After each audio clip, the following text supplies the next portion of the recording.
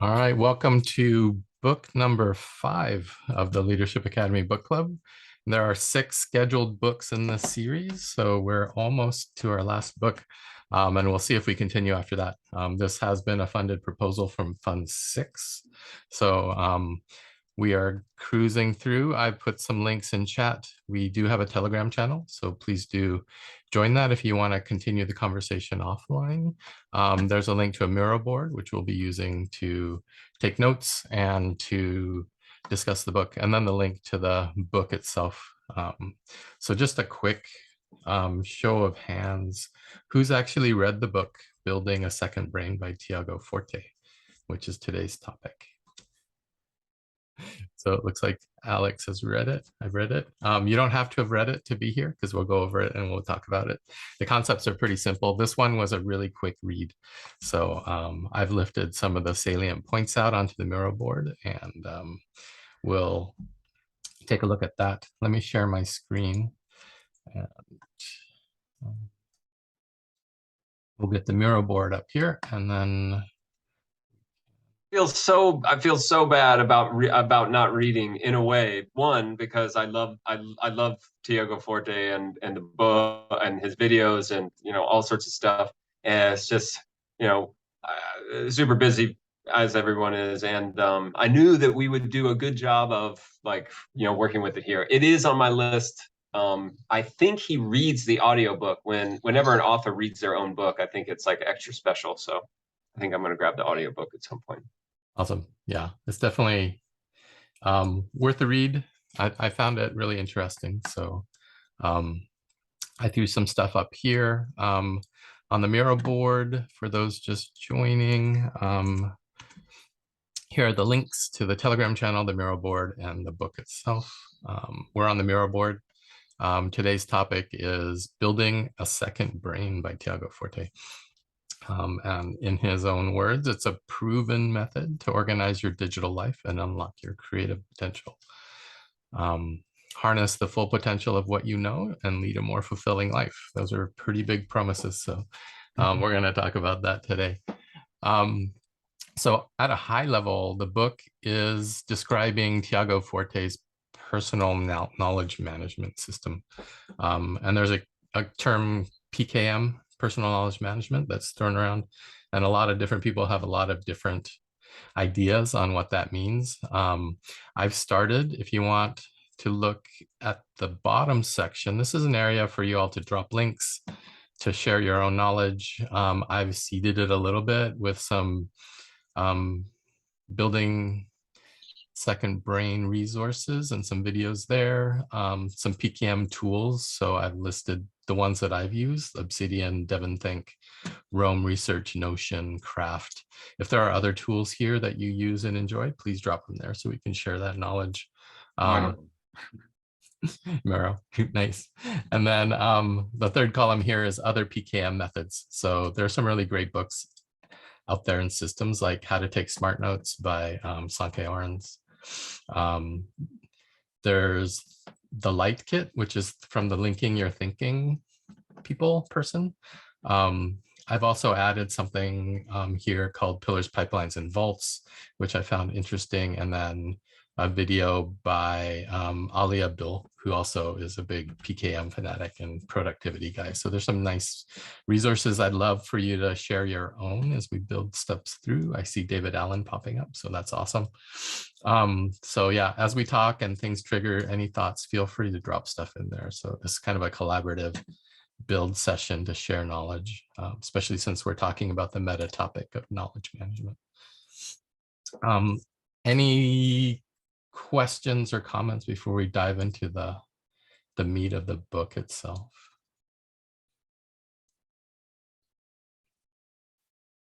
All right, let's jump in. So the book, Building a Second Brain, is this book here. And it was just released about a month and a half ago, so it's fairly brand new. Although Tiago Forte has been running his own set of courses around this for maybe a year or 2 years. And he has a number of YouTube videos describing the system and and things like that. So there's a lot of resources out there. So it's kind of interesting to see it distilled into book format, which lends itself to this book club, which I was happy to see. The book itself at a high level is divided into 3 sections. They are just basically the foundation, understanding what's possible with PKM, the method itself, which he calls code. It's an acronym. And then the final part was just kind of, he calls the shift. And he talks about the art of creative execution and how to use the knowledge that you're collecting to actually put it into use, which I think is pretty interesting and something we should definitely talk about. But to jump into the system itself, it's called code, and code stands for capture, organize, distill, and express. So these are 4 separate categories of activities that knowledge flows through in his system. And he starts with capture, which is basically we are flooded with information every day, all the time, and there's stuff that you want to save for later, or you think will be useful for a project or a blog post, or however you're going to consume this data. And he gave some high-level guidelines of what to capture, because we can try and capture everything, but 90% of what we capture will probably never be looked at again. So it's like he advocates being a little bit selective on what you capture and curating it a little bit. So his 4 guidelines that he provided in the book was 1, does it inspire me? 2, is it useful? 3, is it personal in some way? 4, is it surprising? So is it a disconfirming view that really kind of adds to your body of knowledge and expands the scope out, or other things are surprising in some other way? So that's kind of his capture stuff. So I was wondering, just for this group, what notes do you capture? What information do you tend to capture? And for myself, just go ahead, Tivo. I used to try a method to capture almost anything what has attention, and then it started with using Marabot, because I was like, oh, Marabot, this actually might solve a problem, and I had like a metrics and channels of, okay, this information goes here. Okay, I have now 10 similar things, and I have like a priority, like a timeline. That was very interesting experience, but yeah, this like workload and what you actually have to do is then like driving off like what you could learn and how could you like use that information. And so what I kind of learned is that it was interesting experience, but I don't need to know everything, nor everything what goes through the flow. Yeah, I need more like precise. Do I need this information in right now, and do I need it in 1 month? And if I don't, then most likely it will come back to me when I actually need it. And this has kind of, again, now reduced the load, and I don't even have so many browser tabs open. Only 1 book there, and then every now and then it expands the feed. Nice. I like the evolution of your note taking from a whole bunch of stuff to kind of intuitively kind of sensing out what will be useful later. I'd love to dig into that a little bit, because it's often interesting to surface kind of the internal rules we built on why we would keep something and why we wouldn't, or let it go. Curtis. Mine is more of a similar question to what you're asking, and I experienced similarly to what Tivo said. When I started out, I tried to capture everything, you know, all my random thoughts, all the things that went through my mind while brainstorming, when creating a Miro board. Maybe something wasn't solid enough of a concept to live on Miro, so I'd jot that down in my knowledge management database. So it heavily started out with just everything, give me everything. And as Tivo mentioned, the structure sort of was sacrificed because of that. So then I started creating more of a well-defined structure for my ideas and thoughts and the knowledge that I retained. So if I'm studying or something, then that goes in a particular section. But then I started using Obsidian as a more of a junk drawer. That's where the unstructured information would live, is in my Obsidian, because it likes to make nice relationships between all the thoughts and ideas. And then I would use Notion for my more structured, database of knowledge management. So my question is kind of like, I've had to apply different methodologies for each. One would use, sorry, brain farting.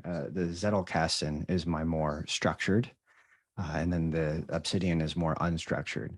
What has been other people's experience with, because I don't want to lose that everything junk drawer, right? There's a lot of information there that I may never think about again, or it may never come up again unless I'm using a query term and then seeing those relationships. Just to follow up, so you have like different tools for the different types of structure. So different tools, because I feel like Obsidian, caters to a specific methodology. You can use any methodology with all of these tools, but they just seem to have a focus point on specific methodologies. And then on top of just the tooling, I'm applying different methodologies for different types of knowledge management databases. That's a really interesting question. I tend to organize my stuff into a couple of buckets. And I use two different primary tools. One is Obsidian, and I use Obsidian for anything I write, and it homes around the daily note, and I can kind of, it's time-based and it links out to what I've consumed that day, and I keep a daily journal and have a bunch of rituals in my templates. So every morning I can see the different things I want to do, and it helps keep me organized. But it's also a place where my notes go, and I use tagging and links and stuff to kind of make it findable. And I use some of Tiago Forte's rules, like how do I want to use this in the future? And I kind of predict that, and that's how I'll start to tag it, or drop it. We'll look at para next. And I kind of use a para folder format just to, in general, put things in some places. And I think it's useful as a kind of a filter thinking mechanism. And the second tool I use is called Think. I think it's Mac only, but that's my junk drawer. It accepts anything: PDFs, bookmarks, links, audio files, images. It'll suck it all up. It has a little bit of AI to help you discover things. It has smart folders, so you can do queries that create contents of folders. And I heavily use tagging systems in there to be able to create different folders and things. But my general thing is Think is for other people's knowledge, and Obsidian is for my knowledge. So anything that I consume goes into Think. And both apps have really good interlinking through the app linking links. So I can drop a Think link into an Obsidian note and it'll fly over and surface it there, and the other way around works too. So that's kind of how I use it. And then anything I need to do, I put into a task manager. So I don't use either of those tools to do the actual doing part. It's more the thinking part happens in those two tools. That's a great, the doing and the thinking, and my knowledge versus someone else's knowledge. Like, I think that those are good distinctions. The thinking and the doing, right? The thinking. Yeah. The place where it bleeds over for me is if the doing is writing, then I'll do it in one of those two. I'll probably do it in Obsidian. That's where I'll write things.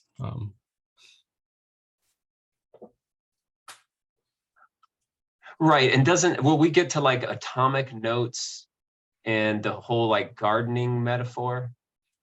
We can bring that up. There's the third section is about other methods. That's not part of Tiago's necessarily. He does talk about intermediate packets, which we'll get into a little bit, but I think those are a little bit different than atomic notes or evergreen notes. Or there's so many like little vocabulary, vernacular in this sort of group, and so it's and each one, because words are things, each one changes your mindset a little bit, and so that little shift. So I'm looking forward to those things. Mm-hmm. Yeah, me too. Anybody else want to talk a little bit about how you capture notes or what you capture, and share a little bit about your system if you have one? Oh, I can share a little bit. I don't really truly have a system. And Curtis knows me pretty well. Sometimes I'll wake up at 4:30 in the morning and I'll have a eureka moment, and it's a brain dump on mirror board. Or sometimes I'm a car guy, so it can happen while I'm driving and I'm in a state of, I would say, not like happiness, but I'm in a state of a euphoric feeling while I'm driving, because that's a thing that happens to me. And I'll just break out my phone and I'll start to record myself just talking random thoughts, random reflections. And then there's usually an aha moment for me. And then a floodgate of ideas and concepts and information that I wasn't really thinking about. And it's just a brain dump again. And then I revisit that by re-listening. And then I usually jotting down in a notebook of some sort, and then going back to mirror board again, and then redumping. So a mirror board looks like it constantly expands. Mm-hmm. That was beautiful, Dave. Thanks for sharing. I don't use audio a lot, so I was actually really fascinated to hear that you record thoughts, especially in your car, because that would be my question is, how do you take notes when driving? But audio recording seemed to be really the obvious solution. And then going from audio to actually storing it or processing it or using it. It'd be interesting to hear more about your process there when we get into the distill section. One thing just to bring up, and then thanks for sharing, Dave. It is a beautiful and wonderful feeling when you do that brain dump and you find yourself either writing something that you didn't, like the knowledge creation is going, like the brain is firing. Is that your feel? Yeah, that's exactly it. So yeah, that's one of the great feelings of the whole knowledge management thing. It's really the drug that keeps me coming back. It's the little dopamine, like, ooh, this is important, You're in a true creative state at that moment in time, and it just continuously compounds. And there's times where I've exhausted myself to the point where I'm like, I need to take a nap, but that's okay for that to happen. That's the natural flux of knowledge coming through you, almost like a connection with the universe in a way. Mm-hmm. That's beautiful. Yeah. And that's beautifully stated, as the purpose for the human minds is to be creative and to do things like that. It's not to remember things. And that's not our strong point. So that's why PKM systems exist, so that we can unload the remembering and really focus as humans on the creativity and surfacing those things we need at the moment we need them, if your system is working really well. Sound like Ali. If you want, I can do a 2-minute quick tour how I use the Miro board to organize. Yeah, give us an insight into the Miro master and how you use Miro. That would be amazing. I'm going to stop sharing so you can. I have the power. So basically, I only had the biggest issue with research, like research papers or links like, hey, look at this, it will help you to grow. I'm like, okay, but it's a research I need to read, I need to get in, and this requires a specific time and like place to be in order to go through this information. So when I started collecting, I realized, okay, the thing, I still like focused on what interests me. So I started collecting like in one motherboard piece, and then I felt like, okay, some of them are really to do with DAOs, some of about collaboration, some are like involving, like self-involvement, like improving myself, and some are like investment and services, and another was like marketing, because I don't do marketing itself. I find it very hard, but I felt like reading about it and listening how others are doing it is a great way to learn what is Cardano for other people. And then yeah, I realized, okay, I have these links, but it started hard to like, okay, why do I have this link now? And then I create myself like a rule that every time I write myself, okay, where did I find it? why did I like pick this up, what it is. So sometimes it wasn't even clear what it was, and then what I want to do with that information. So yeah, when I had like, okay, I want to improve myself. That was back in time when like Cut the Circle gave out job offers. I was, okay, this is interesting. Maybe I could get involved. And then I realized, okay, I need to align my experiences, my learnings with the goals of the stuff. But everything like here, which all the links and stuff here, like take time. You know, you kind of have to change your strategy of how do you continue things, and that's like months of planning. And yeah, on a DAO side, it was interesting that I started creating like a priority list that if this steps out of the arrow, I kind of delete it. And when I complete something, I had like a timeline where I was putting things up, what I learned, what I did not learn. Sometimes I say that, okay, this was not useful, but going through this practice, I kind of learned what content I'm actually looking for, why I'm looking at, what I'm using it for. And this is how I kind of came out of not accumulating so many links and reads and books and all the stuff people are suggesting, but trying to figure out why I need it for, and do I need it, like, is that information going to help me? Because now I like kind of wrote down why don't I like this information, where usually, okay, this is not for me, but I always step on the same issue all the time because I didn't really articulate it for myself. Why is that the content which doesn't really connect with me?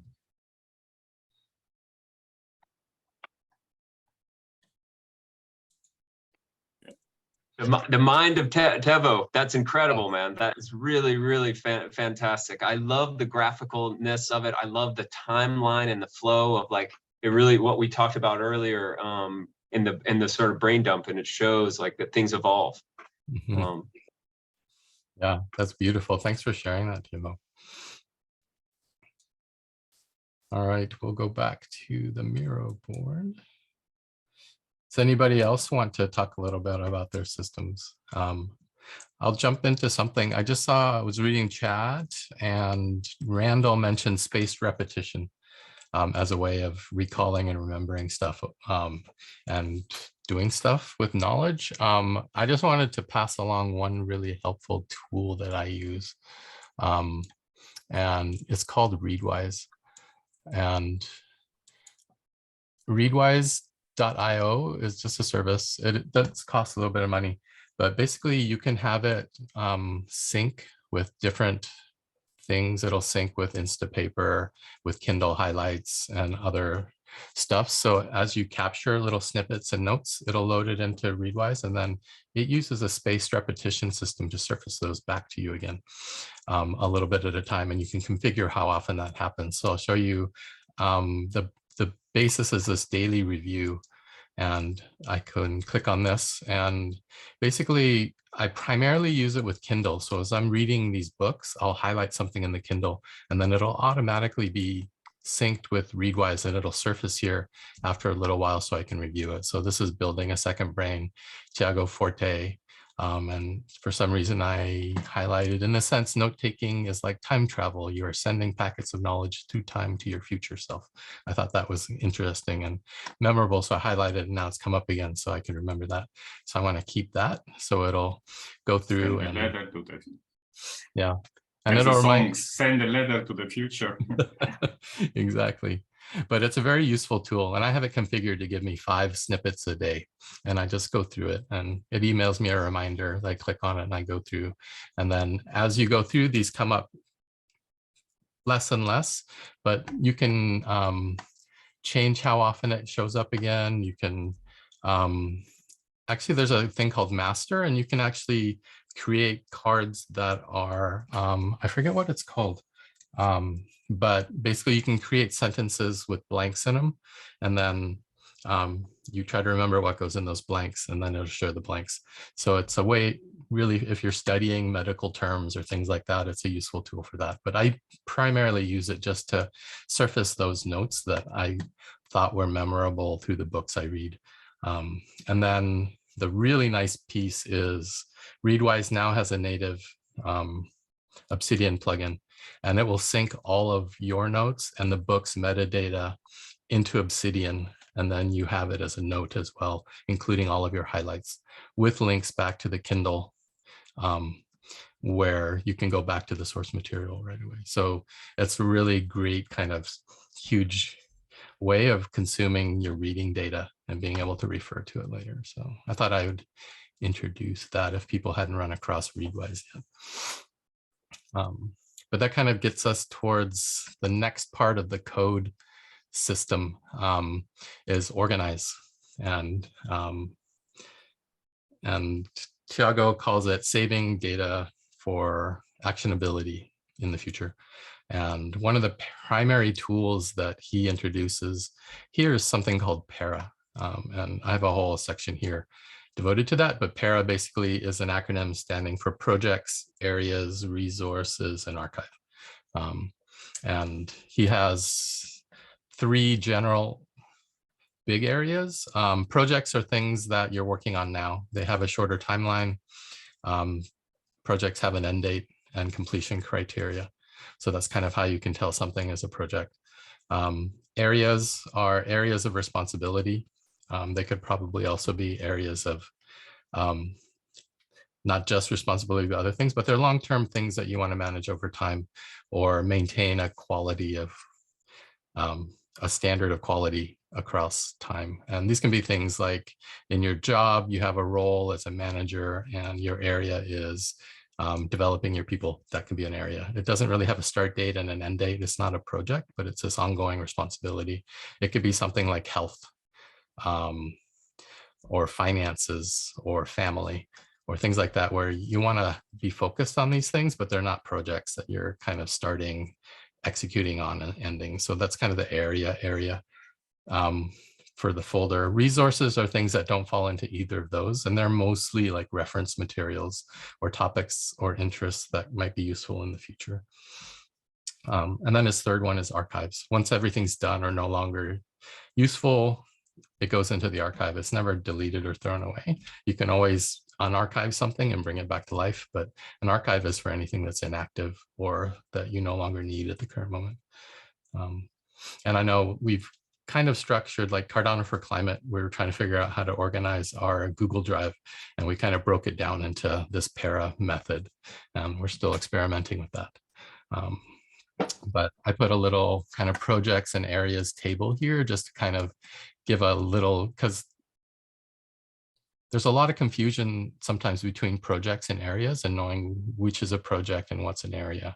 But a project would be like lose 10 kilograms. An area that might fit into would be health. So that's another way to look at it, is projects can probably fit inside of an area or be a subcomponent of it. Newman. Oh, well, yeah. This might be a good time to, because it is that thing, like when you get down into the brass tacks of actually moving things around in a folder structure. And this is actually good. It's just that because a project fits under an area, and I'm thinking of a shortcut or some link or reference to, or like a map of content or an index or a links page of, so here's my area for writing, and in that area are these projects: publishing a book, making a blog post, etc. Then if you mistake and you're looking for something and you go into the area of responsibility folder, then you can kind of like, there's a little back door into the projects. Yeah. It's just a little bit of an epiphany. I was like, oh yeah, you can just link. And that's the whole thing about some of this personal knowledge management, is the idea of linking, so that you can do a query, or you can kind of make these internal connections, as opposed to a straight directory structure where you have to drive back up and then go back down. You can just you can connect them all together. So that's a wonderful table. Yeah, thank you. Yeah, and I'd love to talk about that when we get to the other knowledge management methodologies, because some people keep one giant folder with everything in it and they only use links. And And, then the search links and search. Yep. link, search, and maps of content. So there are things called mocks where you create something called writing as a document, and then you link all the stuff that's relevant into there. So rather than creating a folder called writing, you just create a document called writing and link the notes related to that Yeah. And so and Obsidian in particular is a fabulous tool because you can actually use the query language that they have to actually query tags and metadata on files to dynamically create these lists and mocks. And that's something we can definitely talk about when we get to that section. But yeah, any questions on Para itself? Because this is kind of one of the key things of building a second brain, is kind of using the folder structure to organize your data. And one key thing that he also does is in your note-taking app, in your Google Drive, in your task manager, he sets up the Para folder structure the same across all of them so that it takes very little cognitive functioning to figure out where something is, because it's always in the same place across all these apps. And I think that might be a really interesting concept. I try to do that myself, and I find it helpful. It drifts a bit because it does require maintenance and weeding and things like that. But I don't know. Has anybody else experimented with that? I'd love to hear thoughts on whether you use Para or something similar to it, or if you're using tags and other things, search. When I first started using Para, I ran into what you said, like essentially maintenance and of that strategy. And that's sort of when I was still exploring, right? You know, when you first hear about all this, there's so many different methodologies and so much to try out. So as soon as I kind of hit some of my first headaches or pain points, I might try another one. So that's about where I got with that, was realizing that, oh, if I don't maintain this, it becomes less useful to me, or not less relevant. It's still relevant. It's just harder to find, kind of thing. So that was a similar experience. And I agree. If you can keep up with the maintenance of it, it's very useful. And that he does talk later in the book about weekly and monthly reviews and different activities that happen in there. And part of those review processes are pruning, taking care of maintaining these structures and different things. And we can talk about that in a bit too, but I think there are some useful productivity tips just to keep your PKM system on track and clean and working for you. And I think the reviews, the weekly and monthly stuff, maybe even quarterly and annual, are super useful tools for that. How do you guys find to delete data or archive it? Because I love it. That part is like amazing. Oh yes, I get to close or delete a lot of stuff from past or future. Oh, I don't need it anymore because I kind of did it differently. Like this cleanup phase is relic time. Yeah, dopamine generating. So the gathering and the letting go is a real thing. I've always experienced, like Dave was saying, that wonderfulness of gathering, and it's kind of hard to let things go. I'm curious if and maybe Curtis, like you've got like how and when to move things into the archive, or like how to do it in the archive, and then it gets into a whole nother Safari. When we talk about doing personal knowledge management, just yourself, and then when you start working collectively, thinking of you, Randall, and like when you start working as a team, like how does that work? And Tevo, you said that it's easier for you to delete things, or you get like that nice thrill of like, ooh, I'm packaging this up and doing it. I think it's because you're probably farther along in this whole knowledge management, like the practicalities of it, than me.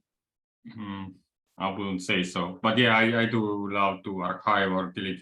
I guess the archival stuff is I don't do that much. Yeah, if it's organizational, if it's not personal, I archive it. But it's also like a thing that first you start to push it into one direction because it's archival, but then when it's going to expand and kind of bloat up, then you find this space again interesting because you're gonna do organizing, you're gonna like structure, and then you create weird like avenues. But I feel like with archiving and deleting, you really can't go wrong, or at least I haven't felt like, oh damn, I deleted that or I had that and now it's messed up. It's actually more likely that I remember to point at something because I archived it. And yeah, I guess why there is a lot of deleting happening in the areas I do is that I usually like do a lot of tasks or things which have like an end date or expiry date, I guess. So, and then I just feel like, oh, It's this is done. time closing up. Yeah, it's like, Yeah. and it's like That's a nice thing about project. The project is finished and then it goes into the archive. So there's no real determination there. Maybe areas are what gets, but Yeah, I think that's the thing about projects is they start and they end, and you can archive them. And areas are a little more tricky because they're kind of, some of them go on forever, and you don't have that same kind of dopamine thing. And those in my systems tend to accumulate and accrete stuff that gets heavier and heavier. So that might be a place to think about, like, how do we continuously maintain that or make it useful? Maybe I just need to be more aggressive with archiving stuff that isn't immediately useful or short-term, medium-term useful, and just say it's in the archive, it's not being deleted. If I want to go back and search for it, the search tools work. But there is that kind of, that tension with me anyway, because I love to have everything right there. But I also know that only a certain percentage will ever be immediately useful. I agree that, Kurt. I was going to say that I experience the same thing, that my areas tend to just kind of grow. They don't really reduce in size or get archived. They just grow. However, I'm a big believer of relativity in the sense that everything is relative. There's a commonality at the foundational level with pretty much everything. So personally, I don't archive or delete anything because I do find value in it. I mean, it could be 15 years later. And I took a note about my favorite ice cream or something and why. And then later I start, researching mycelial and there's a commonality trait there. And, oh, I can actually make this connection and write a blog post or something about it and create those analogies that people can understand. So for me, it's really, I like to capture everything. Most systems really struggle with this, right? Knowledge management designs, I don't think are initially intended to just be this ever-growing database that never gets restructured. It's meant to be maintained and pruned, but I just keep trying different methodologies and strategies that can account for my ever-growing database, because I don't enjoy deleting. I don't get that satisfaction that a lot of people do talk about. Personally, no, that it feels like a piece of me is going away, It hurts, and because it hurts, I don't do it. Collecting feels good, and I don't in the moment. That's what it is. In the moment, it feels good. It's like eating ice cream, but you know that it builds up over time, and you're like, oh man. I think what you said is important. Yeah, I kind of agree. Like also, like ideation stuff is the best, but as soon as you kind of feel like, okay, we're reaching to the end, and you're gonna like figuring out, okay, you need to scope it out, and scope it down like up to the level of, so you address entire collection. Then you feel like, oh my god, because in my head I already see like hours going. Okay, I need 4 hours here, 4 hours there. Okay, 6 hours there. There are like unknown hours there because I need to align with other partners to do that. You can see double for several reasons. Not it. You have. and that's what creates this like burden. Then okay, I cannot do more ideation. I need to start cleaning or pruning. But since you already started kind of collecting it, you don't do it right away, or you should. I don't know. Like it gets tricky. So yeah. But I agree. I do also like the first part. All the middle in the work in order to get actually stuff done is the downer.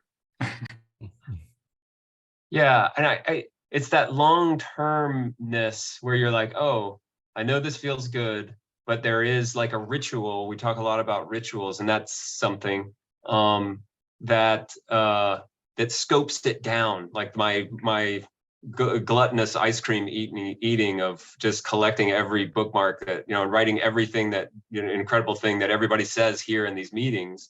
Actually, I think it was you, Tevo. I did a time stamping. I was like, oh, I want to try time stamping a video. And I wrote this giant, I mean, it was just basically everything that it was said. But I learned, I was like, oh, no, that's not really useful. I mean, it's kind of useful for me, but not really useful for others, and not really useful for me later on. Yeah, there's something to it, but it evolves, just like our diet evolves, like our information diet evolves, you know. And as a young, yeah. So there's something in there about that. Mm-hmm.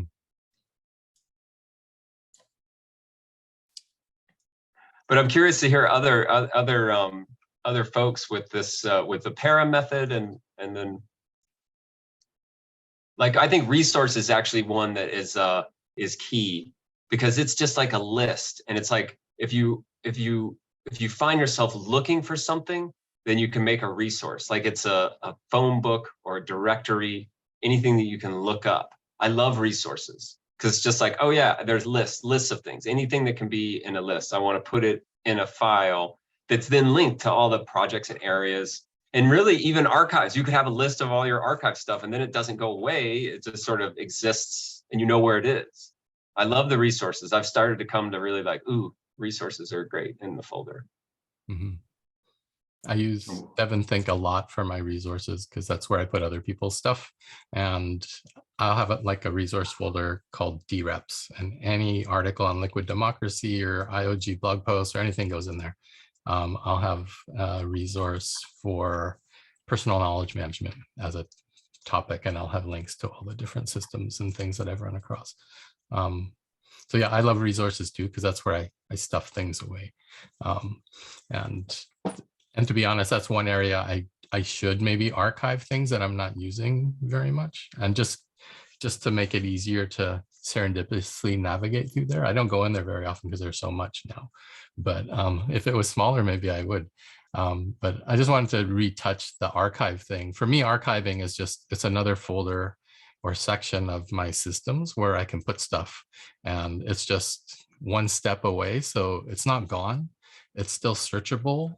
It's still, you can go in there and pull something back, but it's just a cognitive space where, okay, right now I'm not putting mental energy into these things, and may never, but they're still there. So it kind of gets rid of that fear of, oh, I'm going to lose this, or it's being deleted. I don't ever delete anything. I'll archive it.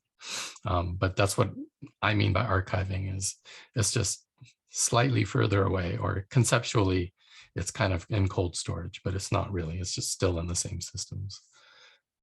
Curtis. I just had a question on that comment, Nori, because I've been trying to explore this myself. So I've archived. When you do your archiving, does that break the structure of that information for you at all? Like, so you have this piece of information, but it's a tree branch of this information, which is a tree branch of this information. So by archiving it, does that at all disassociate that structure for you?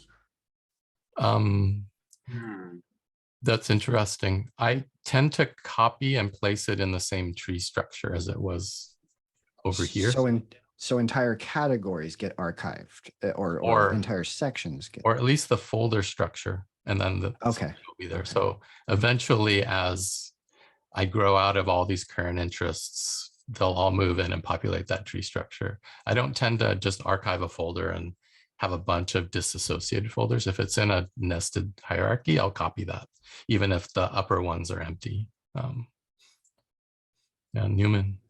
Yeah, that, you know, because they, again, we use this this term, you know, words are things. So I talk about pruning, or, you know, deleting, archiving, you know, maintenance and pruning, because I followed this gardening metaphor. That really resonated with me. That was just like, oh, right, I get gardening. It's just like you have to bring in a bunch of seeds, and then you water and tend and nurture the seeds, and then they start to show what they are, and then you work with them, you know.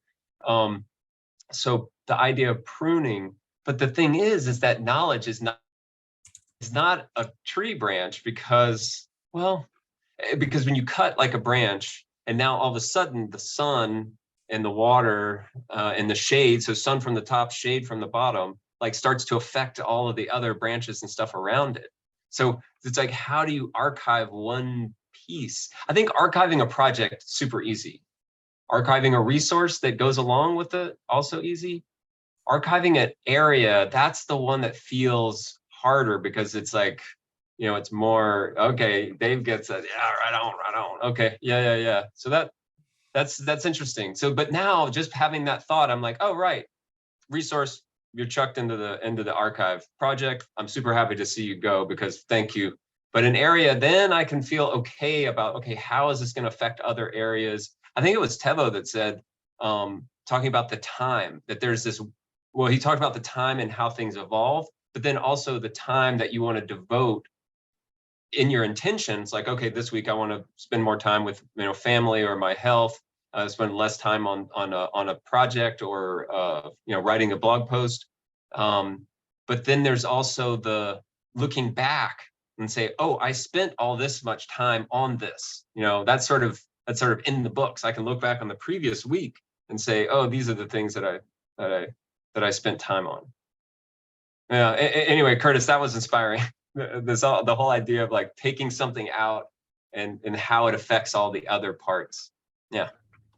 But I did want to, you mentioned a comment, Newman, in regards to the gardening that I think does represent reality in a PKM system as well. When you prune a branch, it provides light and you know, to the rest of the branches, which can actually promote growth of those branches. So pruning, you know, of a branch itself helps. Okay, I no longer need to feed this information. I don't need to feed this thought process. I can actually focus on the branches that matter. So it actually does make a lot of sense.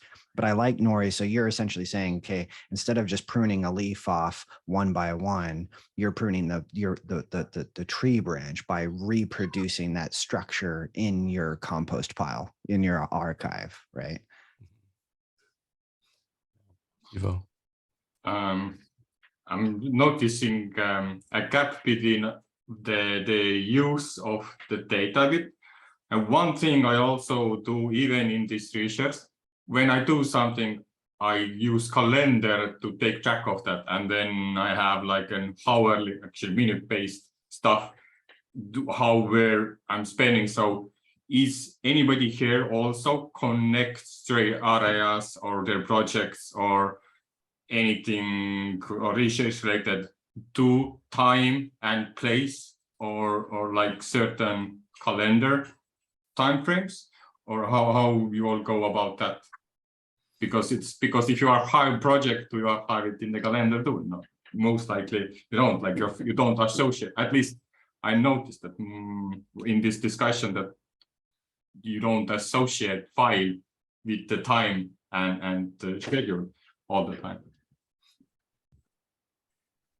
Is that the time blocking? Again, one of these like terms that you hear in this space, like they call it time blocking. And it's like, okay, I've got these times for my areas, and then inside there, the projects, you know, yeah.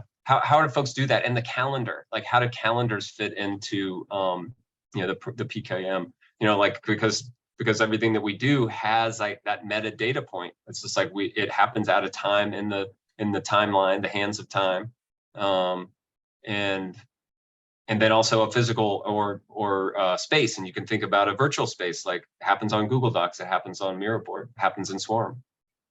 How do you guys deal with that? Okay, go with an example. With actually, you mentioned tooling. It's interesting that when I work in company, and I felt like it's good if I help to understand my boss where my time is going, and then I kind of the tasks I also kind of describe. Okay, I'm doing that task with this person. I'm using this tool. It involves in this category. And these are the activities, and this is like the description. And then I also had maybe companies. Now I kind of moved out in the category space, which companies I spend my time with, or brands or groups.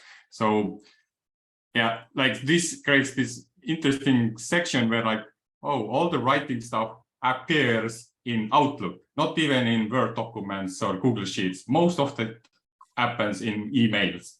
And then Maraboarding is only for, it's interesting, again, only in like workshops or ideation, like sessions. Although I use it a lot on my own, but seems like on my own I actually use more Excel.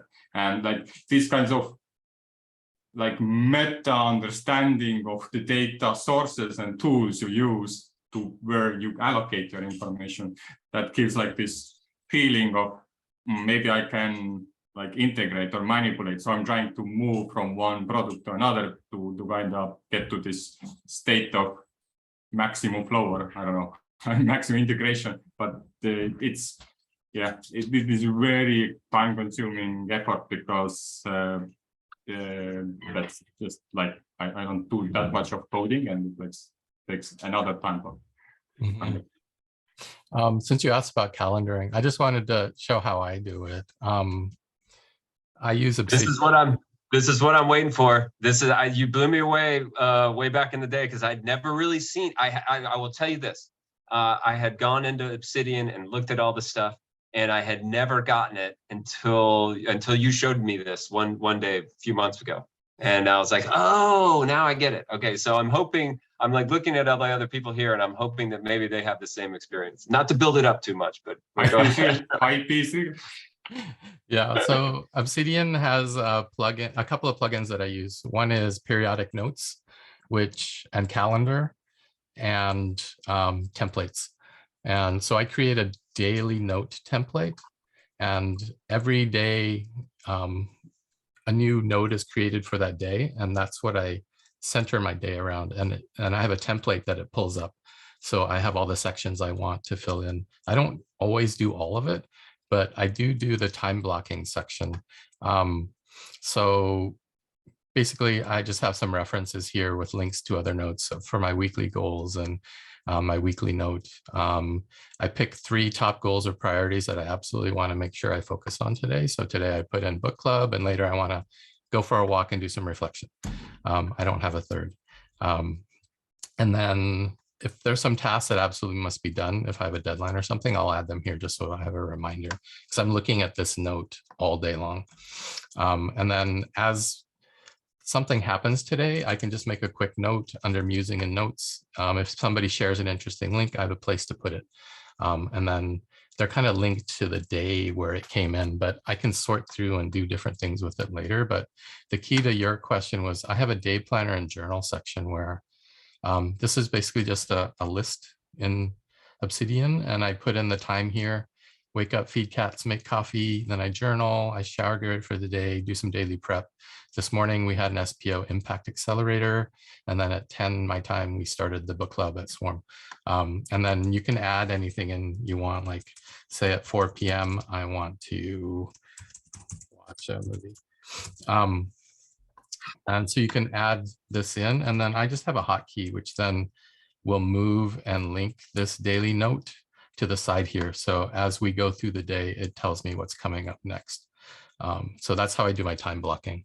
And if I have to work on something or anything, I'll time block it in here. So I don't actually use a calendar to do this. I use Obsidian because that's where all the notes are. So as you can see, I time blocked here, the Leadership Academy Book Club. I can just hyperlink to it. And then I have all this stuff about this. And then I have the links for today and the little marketing blurb that I sent out in Discord earlier, and then different stuff. So it's really useful to link to the materials you're going to be using through the hyperlinking. And also just, that's how I do the notes. So through my calendar, I always link to the meeting notes for that meeting or whatever's going on. So that's kind of how I use Obsidian itself and the hyperlinking and the plugins that it has to do my time blocking. So calendars are only for meeting invites so that I know those kind of things, but my life is more centered around notes for each of these activities and the outputs and the things I want to generate. So that's why I use this as kind of my main dashboard for the day. And then because it's a template, I also dump in stuff like Newman mentioned rituals. So I have my daily rituals in here, like mornings, I'll fill in my morning mindset. I'll review my weekly goals. I'll check OmniFocus, which is my task manager for today's tasks and any flagged items. I'll do inbox 0 before I kick off the day. And then at noon, I'll do another check-in. And this kind of just reminds me of things that I want to do throughout the day to keep my PKM system healthy and my productivity system working. And then, and then I have a closing ritual at the end of the day to do all the stuff to keep things clean. And then there are template coding stuff. So I haven't implemented it flawlessly yet, but you can do stuff like if it's a Friday, include a task to make sure to do your weekly review or things like that. So it can evolve and change with what you need. But there's a lot of stuff you can do with this kind of stuff. And that's kind of how I relate my notes and my PKM to my time blocking and what I'm doing throughout the day. Thank you, Nori. Yeah. Thanks for showing us that, Nori. So I implement something very similar in my Notion database, and there's a couple of things that I run into, and I'm curious how you address them. So I try to limit my daily tasks to 3 tasks, just like you did.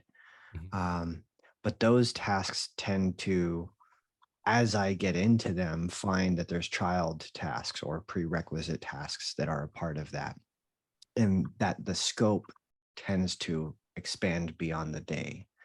So how do you address, like, it's almost every day that happens to me. I want to do this thing, and then there's 5 child tasks, but I can't get to those today. So do you just add that to your next day? And is it the same summary headline task that you added to the next following day? Yeah, for myself, I use a separate task manager to keep track of all the hundreds of things I need to do. I use OmniFocus, but there's also Todoist and Things 3 and a whole bunch of different task managers, which I highly recommend checking out. And I kind of use that to figure out what I'm doing that day, but I pick the top 3, and the 3 that I put into OmniFocus are the 3 that absolutely must get done, just so that they're always there and I'm always seeing it. And if I don't get the other stuff done, that's okay. I can do it, but it's just a reminder for me, and physically typing it in, I know it's in the task manager, just kind of helps reinforce in the morning. These are the things I really want to do. And I limit it to 3 to make sure that I don't let those child tasks take over and let the important override the critical. Is kind of how I think about it. Well, yeah, I just shared in the chat. It's 41 seconds, but it's a Malcolm in the Middle thing about like the scope creep and the child task and the prerequisite tasks. But I think what you said, Nori, about like the crisis task versus like that long, like the short-term thinking task versus that long-term like strategic task.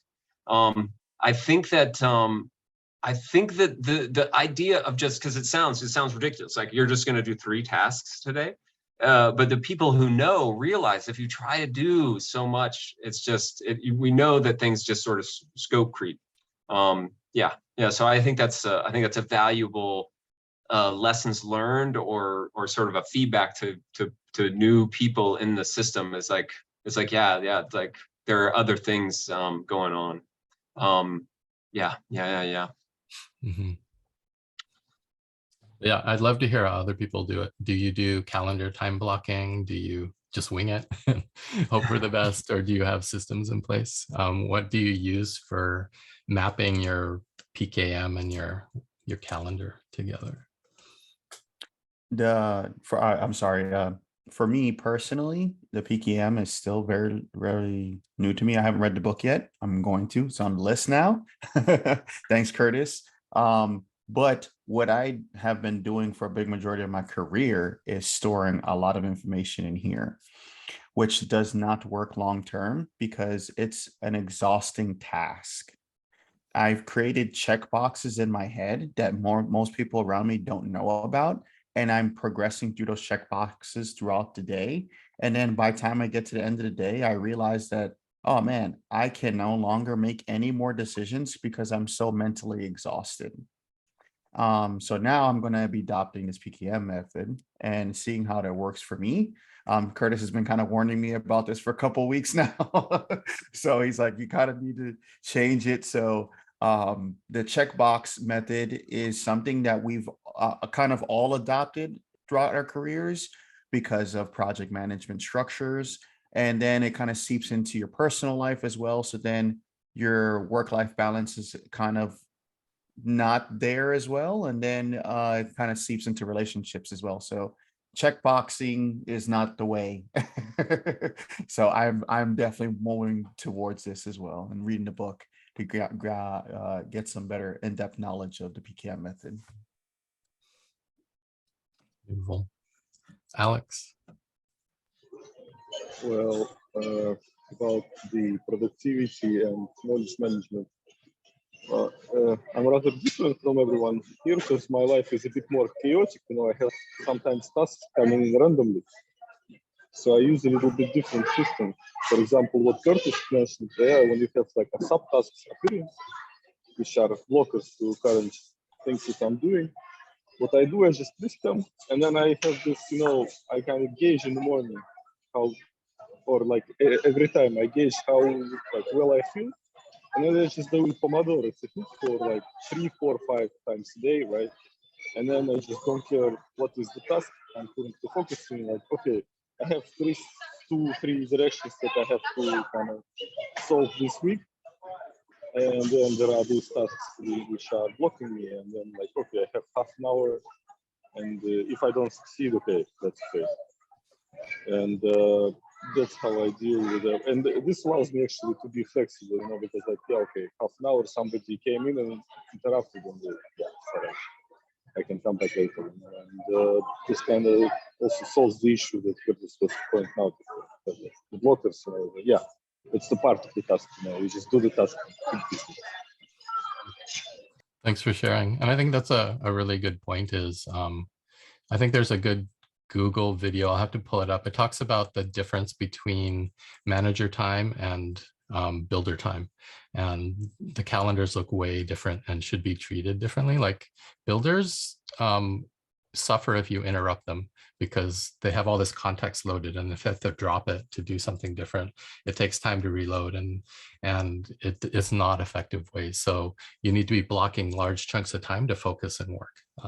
Manager time, you're switching context and situations and things every 10 minutes, like something else is coming up, something else is coming up, and they're very interruptible because they're making decisions like that, and there's not a lot of context often. So I find myself recently kind of doing more split in the middle. I was a manager for a while, and my days were broken up into 15-minute blocks almost all day long, and I had different things going on.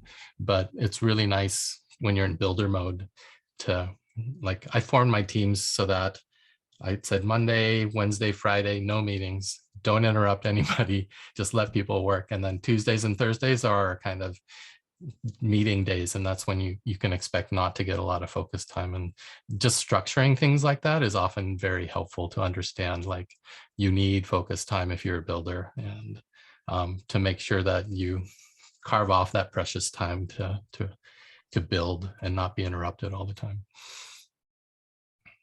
But yeah, that's another topic that might be interesting, since we're talking about calendaring and time and meetings and stuff, is how do other people manage the different kinds of commitments? And because I know, like Catalyst, we have meetings all the time, and some of them are very long, and I know we have a lot of builders in the community, and I'm curious how people juggle those kind of things. I think to just that, and I'm going to vamp while you guys come up with beautiful insights. I think that like a manager meeting versus like a builder meeting. I love to build, like I think Tevo, you and I may have done it, Nori, Tevo and I may have done it, where we're building, but we need, it's like almost like we need a meeting to say, okay, I'm focused during this time, but we just type and we don't really say much to each other, but we're just working. You know, it's sort of like, but now I think we can get a word to it, which is like, yeah, I need a builder meeting. Like I need a builder. It's not to contextualize with a wide scope, but a narrow scope on my task with someone there. Yeah. Randall in the chat says co-working or work streams, a shared work stream. Like if it's just like we know not to interrupt each other, but it's important that we're there co-building. I don't know. What do you guys think about that?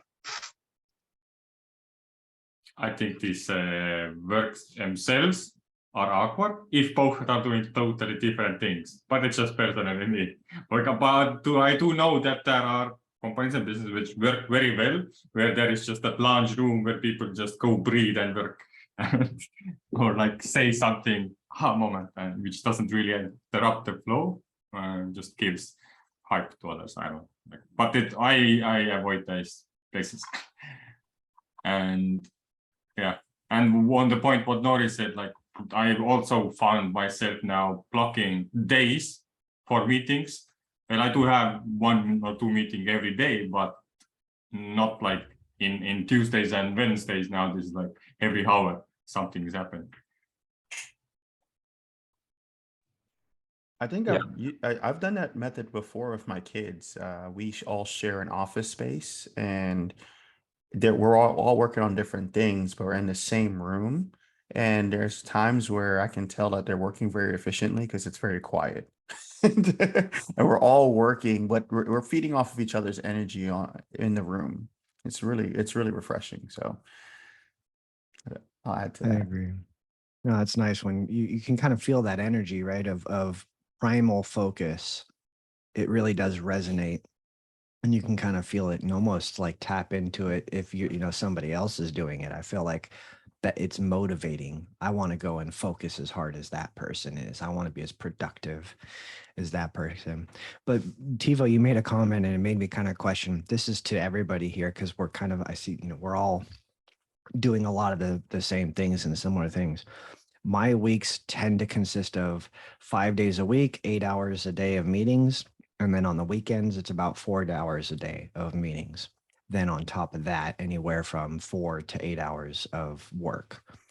So how do you guys like stay as involved and to the core of Catalyst and Swarm and Gimbal Labs and just all this activity that's going on? How do you stay informed, but not attending 8 hours a day of meetings? Great question. It's a great question. I would say I'm not, although it feels like there is a world outside which says, oh, you know everything. Like as soon as you ask, you know. I think it just comes with the time being here, and then you just have like the background knowledge and I don't like personal logic how things may go. And when somebody asks you or gives you a bit of context, you maybe already try to kind of make assumption or conclusion what happened in the between in order to bridge the gap. And that may sound like, oh, he knows something which I didn't, which may not be true. What helps me is that I don't have a job now, or well, the job is to be around you guys, find ways to do something. So this also helps. That's my goal. That is my goal. That's kind of why I've been working as much as I have, trying to stay involved. But obviously, I'm not making a living doing it. But that is my goal: is to find ways to financially support, my family while doing what we're doing. And and I feel like there is something in the future of work, or like decentralized work, in this, like learning these new skills of just, answering that question. It's just like, how, if you live in an unstructured ocean of information and work tasks that you can accept or not, like how to put yourself in the right posture to deal with that and not get overwhelmed or unhealthy. I think that's what you're asking, and I think that the old model of work, they kind of did that for you. There was a lot of problems with it, but they kind of did that for you. They knew that you could handle about this much in the morning, and you could had a break, and there was lunch, and everybody went to lunch, and they, we had rituals. We had rituals that were part of these institutions. But the rituals for these new institutions, not yet created. And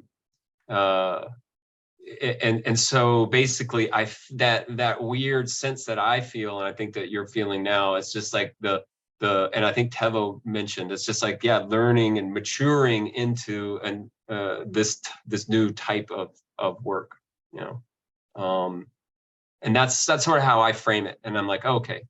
And there's a few things, Nori might mention, do, reflect, plan, do, and reflect, or try to give yourself some structure and take some autonomy. So there it is. There's that autonomous, like self-sovereign. It's just like, okay, I have to be, I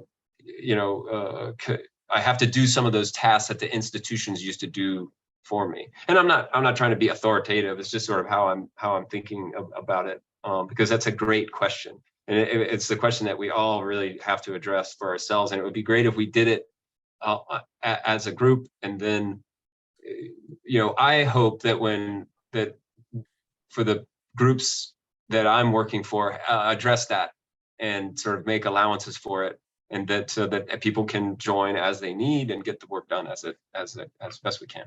Yeah, that's a good segue maybe into the D of code, which is distill and finding the essence. And the primary tool that Tiago brings up is progressive summarization. And I think, like, my journey has been a bunch of FOMO. I want to be at this meeting, and pretty soon you're overloaded. And then Catalyst keeps growing at the same time. And now there's more organizations and more groups and more fascinating things happening. And then pretty soon you just can't. And at some point, your FOMO ego self needs to collapse and go, I can't keep up. So you start to think about, well, then how can I distill and find the essence of what I want? Or where's the spark for me? If it can't be everything, what are those different areas that bring me joy or bring me inspiration or bring me passion? And I think we talk about Ikigai in Little Fish Foundation a lot. And that's really finding that intersection of what you love, what you're good at, what the world needs, and what you can be paid for. And that's kind of goes back to Curtis's thing, is like that what you can be paid for is an important part of having this sustainable kind of thing. So a lot of Catalyst is volunteer, a lot of meetings you don't get paid to attend, and you can't just do that forever and have it sustainable.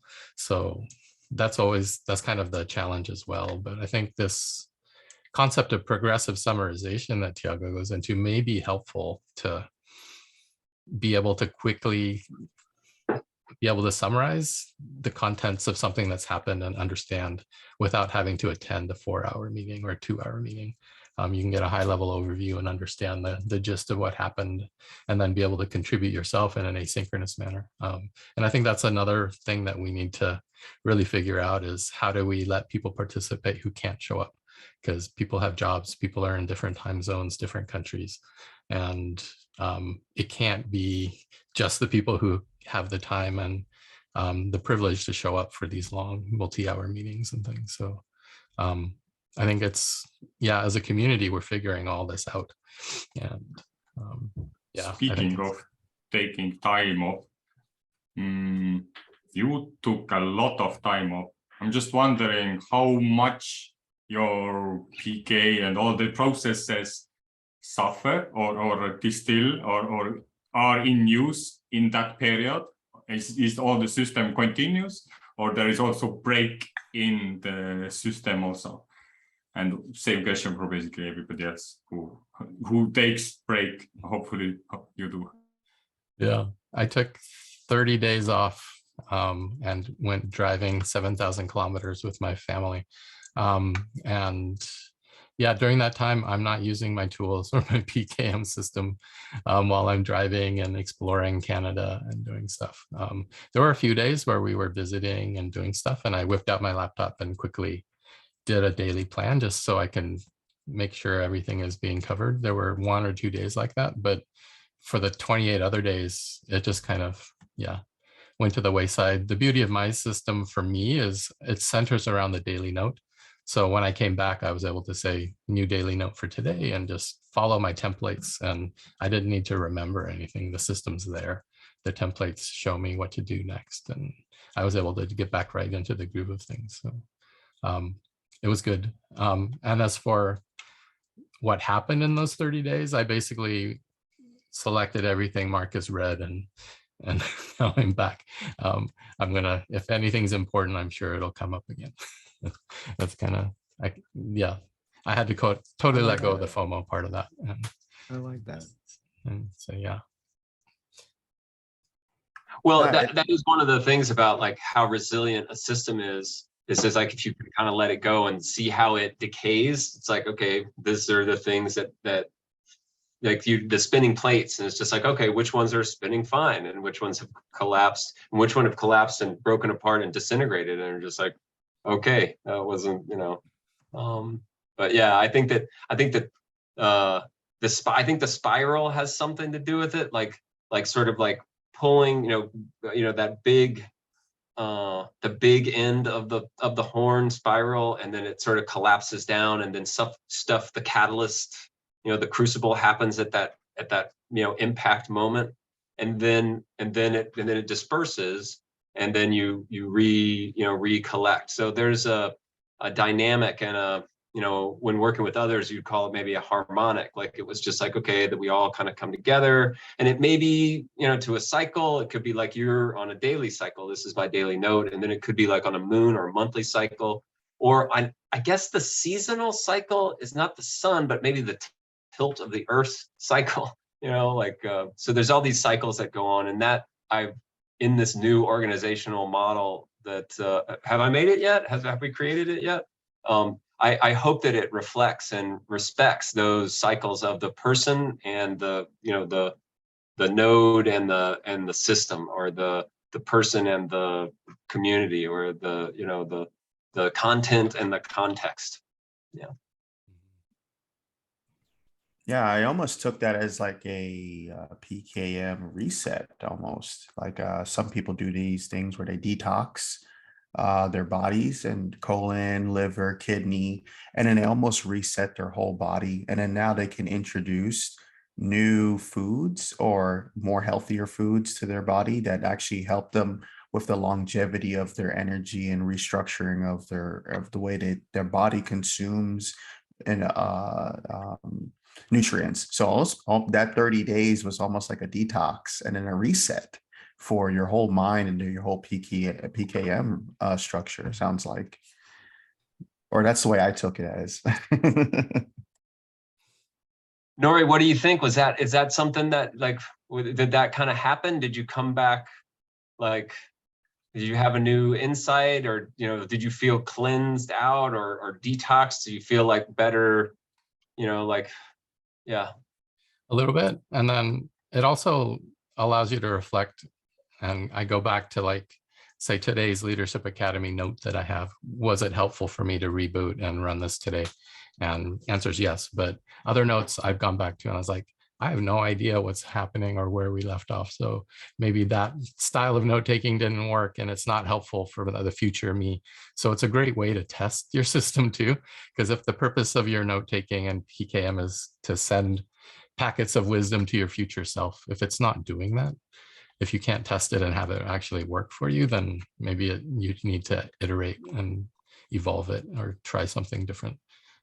So it is giving me the chance to do that because there were so many projects that were just put on hold for 30 days and now I'm trying to pick them back up again. Yeah. You haven't compiled your libraries yet. Yeah.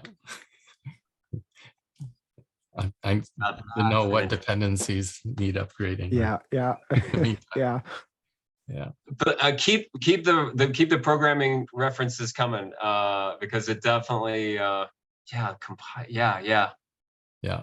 Well, like you said previously, Nori, the developer and the builder has just a whole different, they're loading their libraries to get on track with the train of thought. And so you essentially you've lost that context and your libraries are missing packages, or the whole world updated their packages and you're still in the old version. So we're trying to catch up and recompiling. Yeah, it takes a while.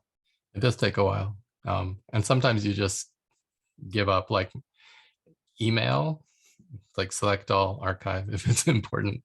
They'll send it again because I can't go through 3,000 emails and actually spend that time usefully. Same with Telegram messages and Discord. I just kind of started from scratch. But yeah, looking at chat, Randall mentions something about Obsidian Git submodules. That's probably an interesting thing just to talk about. Is a lot of these PKM systems are for yourself. I know Notion has shareable stuff. Rome Research, you can share a little bit. Obsidian, it's a little bit harder.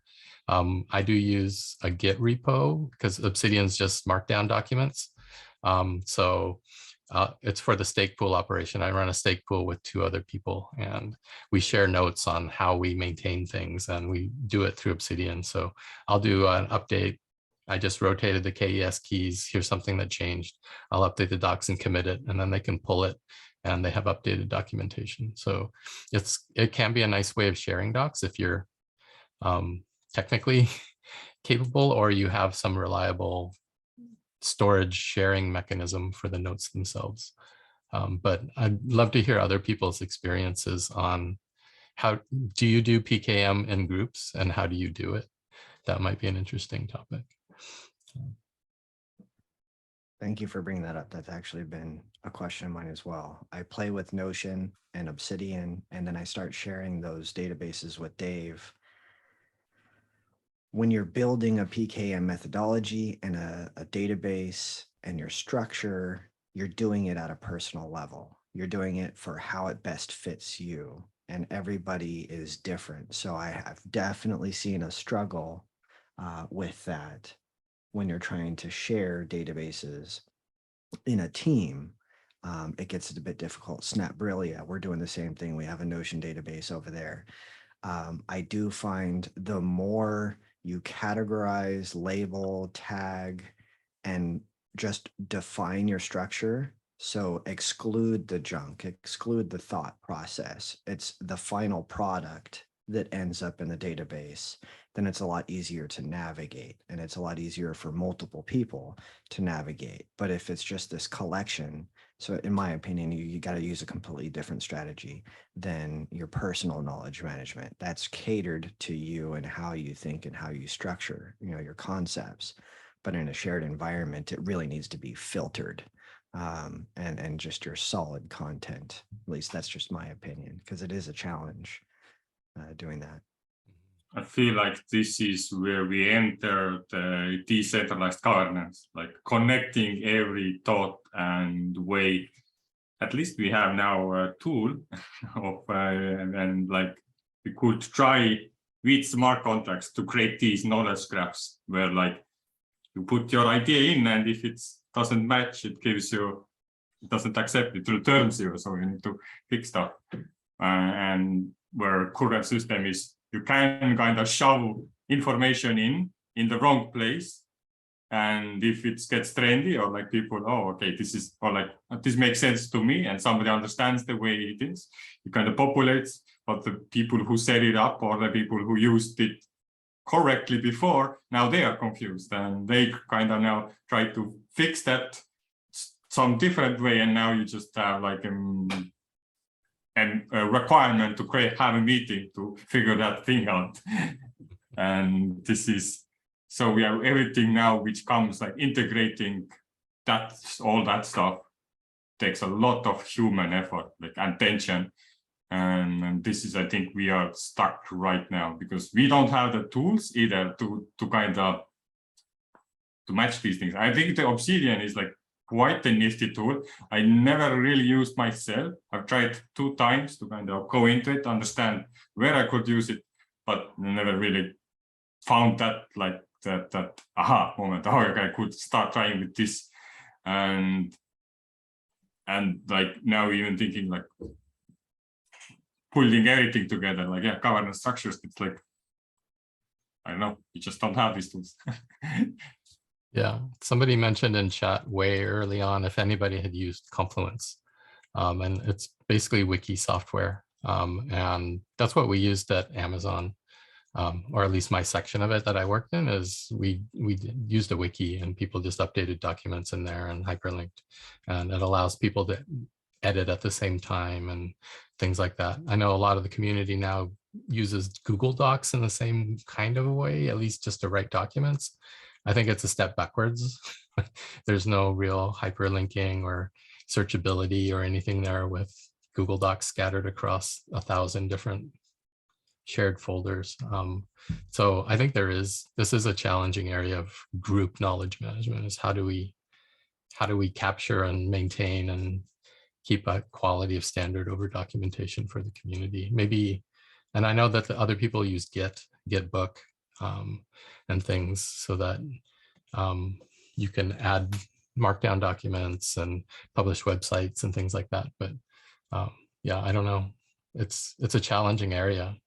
It'd be nice if some of these tools that we use, like Obsidian or Roam or Notion, would be easier to do, like all this stuff across stuff. But like Curtis said, your personal notes are often messy and random and not fit for sharing. And that's kind of that tension, is what do you share with the group and what do you keep for yourself?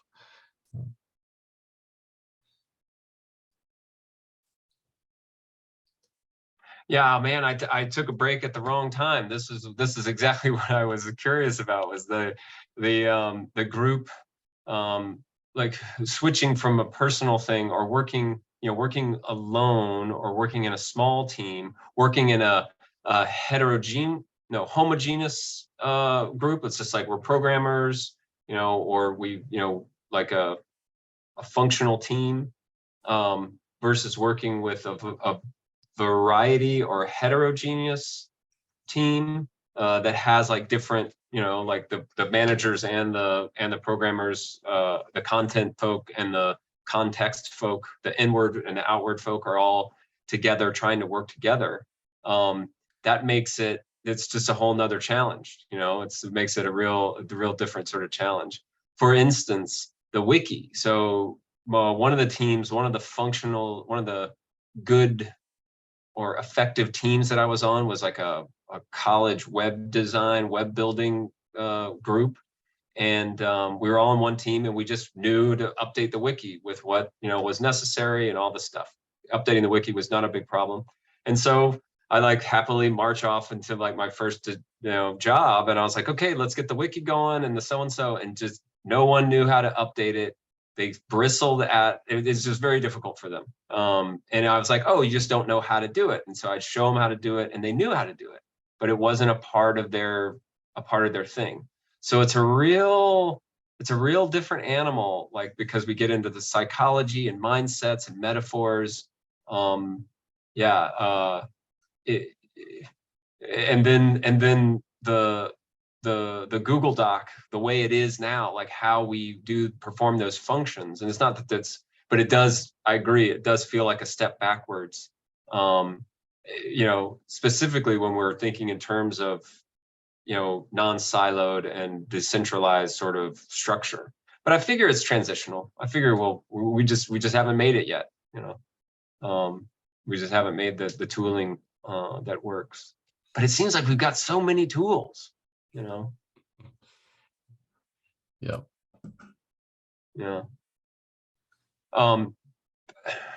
But yeah, trying to figure out like how to work with different, and it might have something to do with documentation. It might have something to do with documentation. But now that I think about it, it's probably I don't know. That's where we can start. Documenting an organization and how it works, so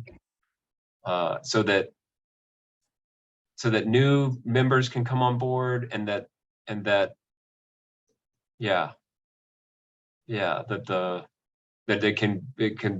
can have enough structure, internal structure, to move towards something or to change or pivot without breaking apart. It's sort of the reason for doing this stuff. Yeah, good point. And I think Google Docs has emerged just because it's kind of the least common denominator. Everyone can use it, and it's simple and collaborative. But yeah, I think it's still like, I've been shared thousands of Google Docs, and I don't know if I've ever gone back to one after we're done.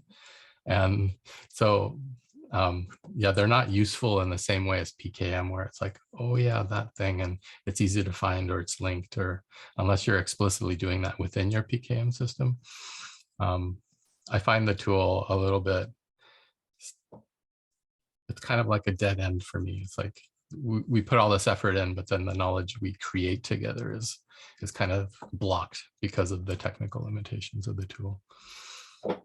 Right. Yeah, I know that the folks that were doing the PA VPA guidelines really ran into some like technical barriers, blockers with the Google Doc format. Meaning there was just all these overlapping kind of comments and edits and stuff. I know that there's very smart people working on this collaborative document editing and iterative stuff. Maybe some folks even here. Yeah, but yeah, I'm looking for that. And we are, it is a process. It is a cycle. And so I'm happy to ride the spiral or ride the merry-go-round around. Especially when I'm around good folks, and we can spend a nice Saturday together talking it out. You're talking about consents? Yeah. Basically Actually, Aaron. Yeah. Yep. That's one. The tool for collaborative document editing. He's been doing. Yeah, that's actually one of the smart people that I know that is really working. That's one of his focus. You guys keep adding to my to-do list of things I need to research. No, that's not the intention. Hey, Curtis, what do you? Well, maybe we're not at that part in the thing, but I would love to find out what you and Dave are, what you're working on. That's sort of one of the functions of coming together like this. Because I've seen you around, but I can't quite. I don't have like in my mind, like what exactly you work on. But we'll talk about that later on. I know Nori's got. Yeah, there's a section we'll come to right after this. Maybe we can just cap off the code section. We haven't really talked about distill all that much. Do people here distill your notes in this sense? Do you go back through your raw notes and bold section or highlight or create atomic notes or evergreen notes or those kind of things? Do you process your notes, and how do you do it? That might be interesting just to share some things around that. Tiago talks about his progressive summarization. So he goes through and he captures the raw notes, and then he goes back through and bolds passages that trigger some kind of interest or emotional response. And then he'll take the set of bolded passages and do a level 3 summarization with highlighting the bolded passages that are really important. And then if it's an important note, he'll do what he calls an executive summary. of the note so that you can read a paragraph and get the gist of the whole thing. And that's very similar to other methods where you go from your raw notes and distill it down to your atomic or evergreen stuff. So yeah, it'd be interesting to see what people are doing in that area. How do you find the essence of what you capture?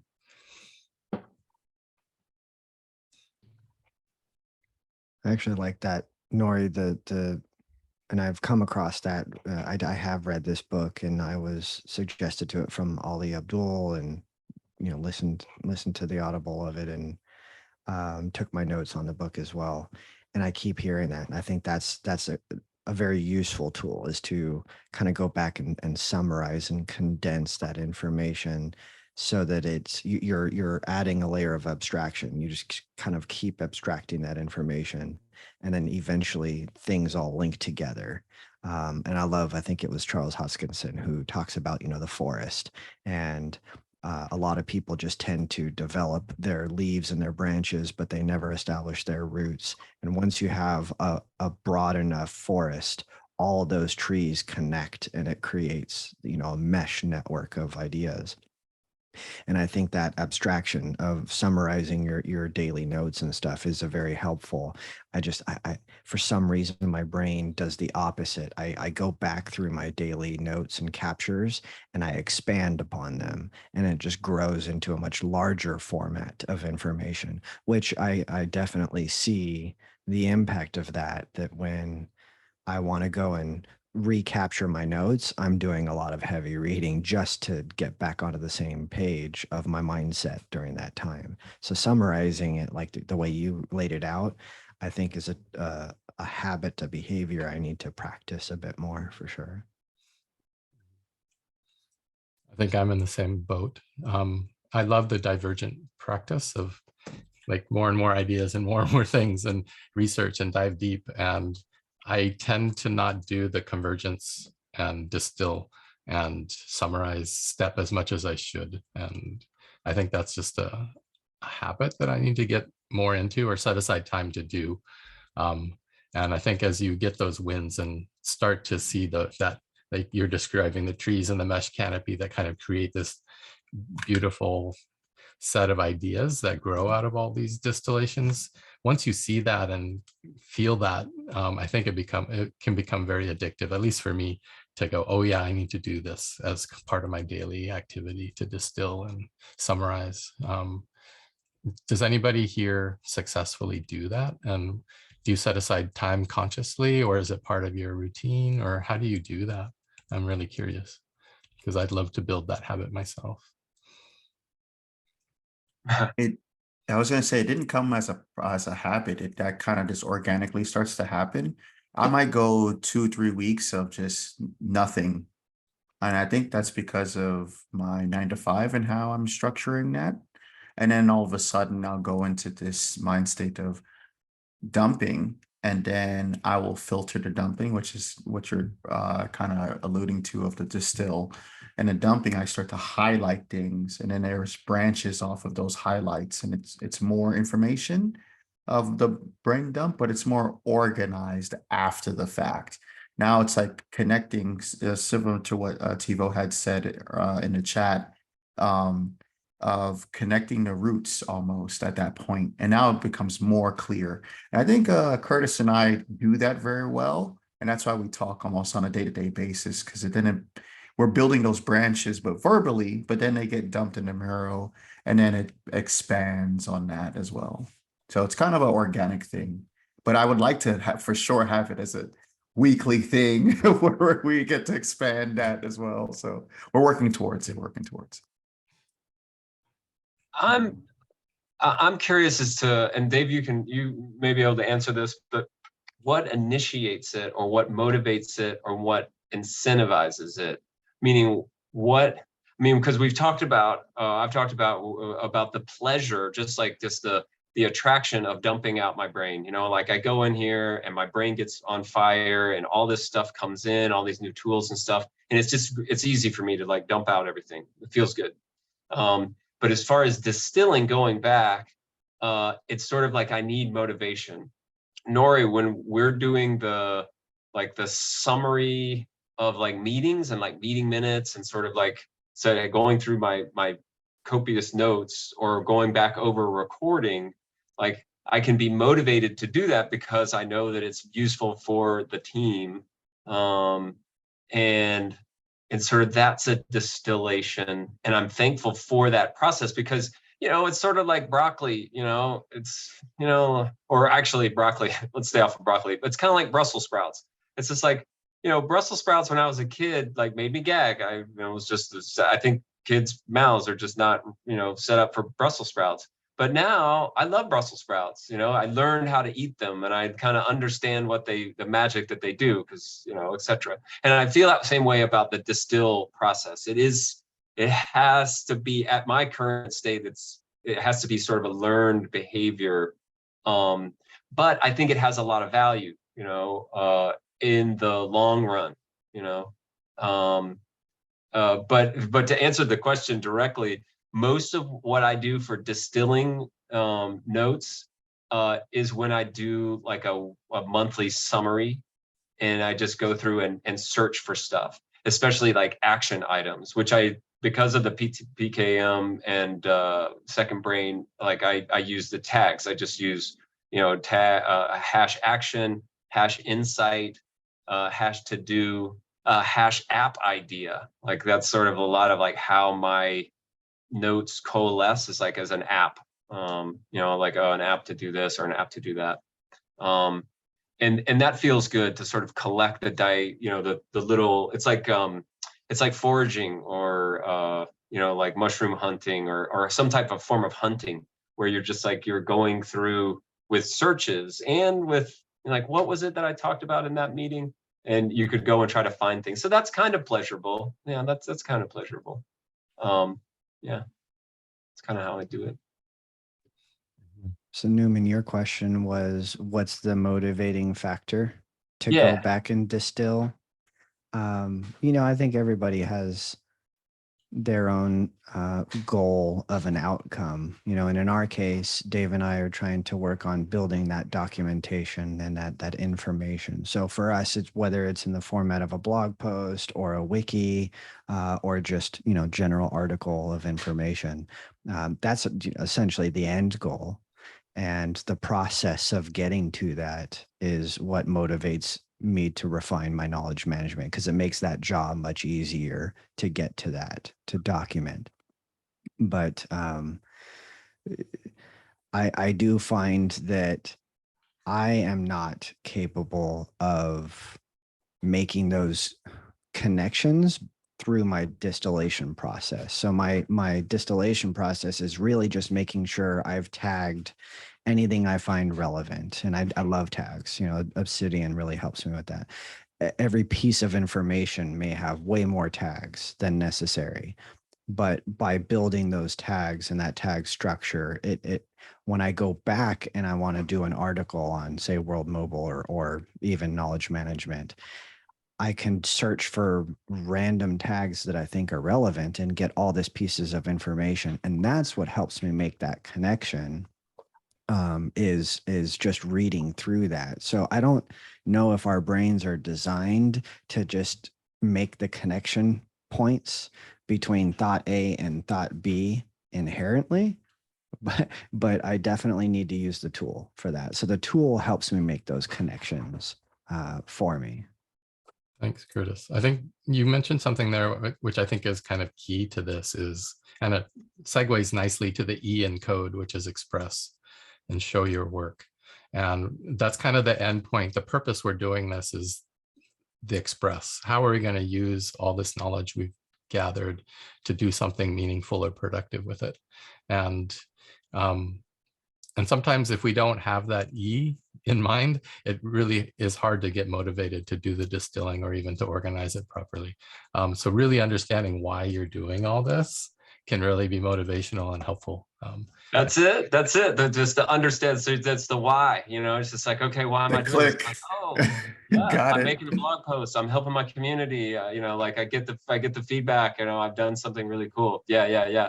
It's like the organization needs, you know, a purpose. It's like, You know, otherwise it's just sort of self-referential and just goes kind of falls flat. But if it's got a goal and yeah, that's good. That's it. I actually like the self-referential part because yeah, I guess my purpose is to how do I serve my brain for myself, because I kind of now know that I'm just, my behaviors make me, and the things I know the people is basically all made up from the things I set myself up to learn and to be, to like, I'm a bit of a machine. I feel like sometimes that time goes by, it's been a year, been doing this, and now I'm actually here where I thought I could be. I would share a screen a bit and to show one, I try it, I should do it more often because that was very impactful, but now I'm just doing stuff, so I guess it's fine. But last year I took that this calendar stuff I did. So I'm gonna share screen. So this is how my calendar looks like. So when I have tasks, I just put them down. Everything has its own categorization. Some are like meetings, some are deep works, some are learning, some are projects. And then this goes day by day. Some weeks are good, like busy, some are less busy because I have vacations, I have friends coming over, I don't do work at the same time. And some are like very crowded that you can't even find out when to eat, like you push in eating times. And I collected that information for the reason to understand what am I doing, because I was just doing stuff. I felt like I'm in a rush and I feel like people are expecting stuff from me. I felt good at doing these things, but I also felt kind of stuck that I'm not sure what is the end goal, what I'm achieving here. So I created like, I wanted to create a concept or concept map, basically, or group map of what I'm involved with. And all of that distillation of information, I kind of labeled and categorized it. So I found out that the three main things I'm gonna do is basically I'm working on an offsite like a project team related to kind of blockchain. Also, Fleece Trade was the main company. This is also was a good comparison that how much your like daily work takes time off from you. If you have like a job and it's 9 to 5, it's like a lot of time of your life, and then you have your hobbies and family and all of that stuff. So for me, I was in that state where I kind of was able to now quit the job and just do what I want, and then it became like Cardano.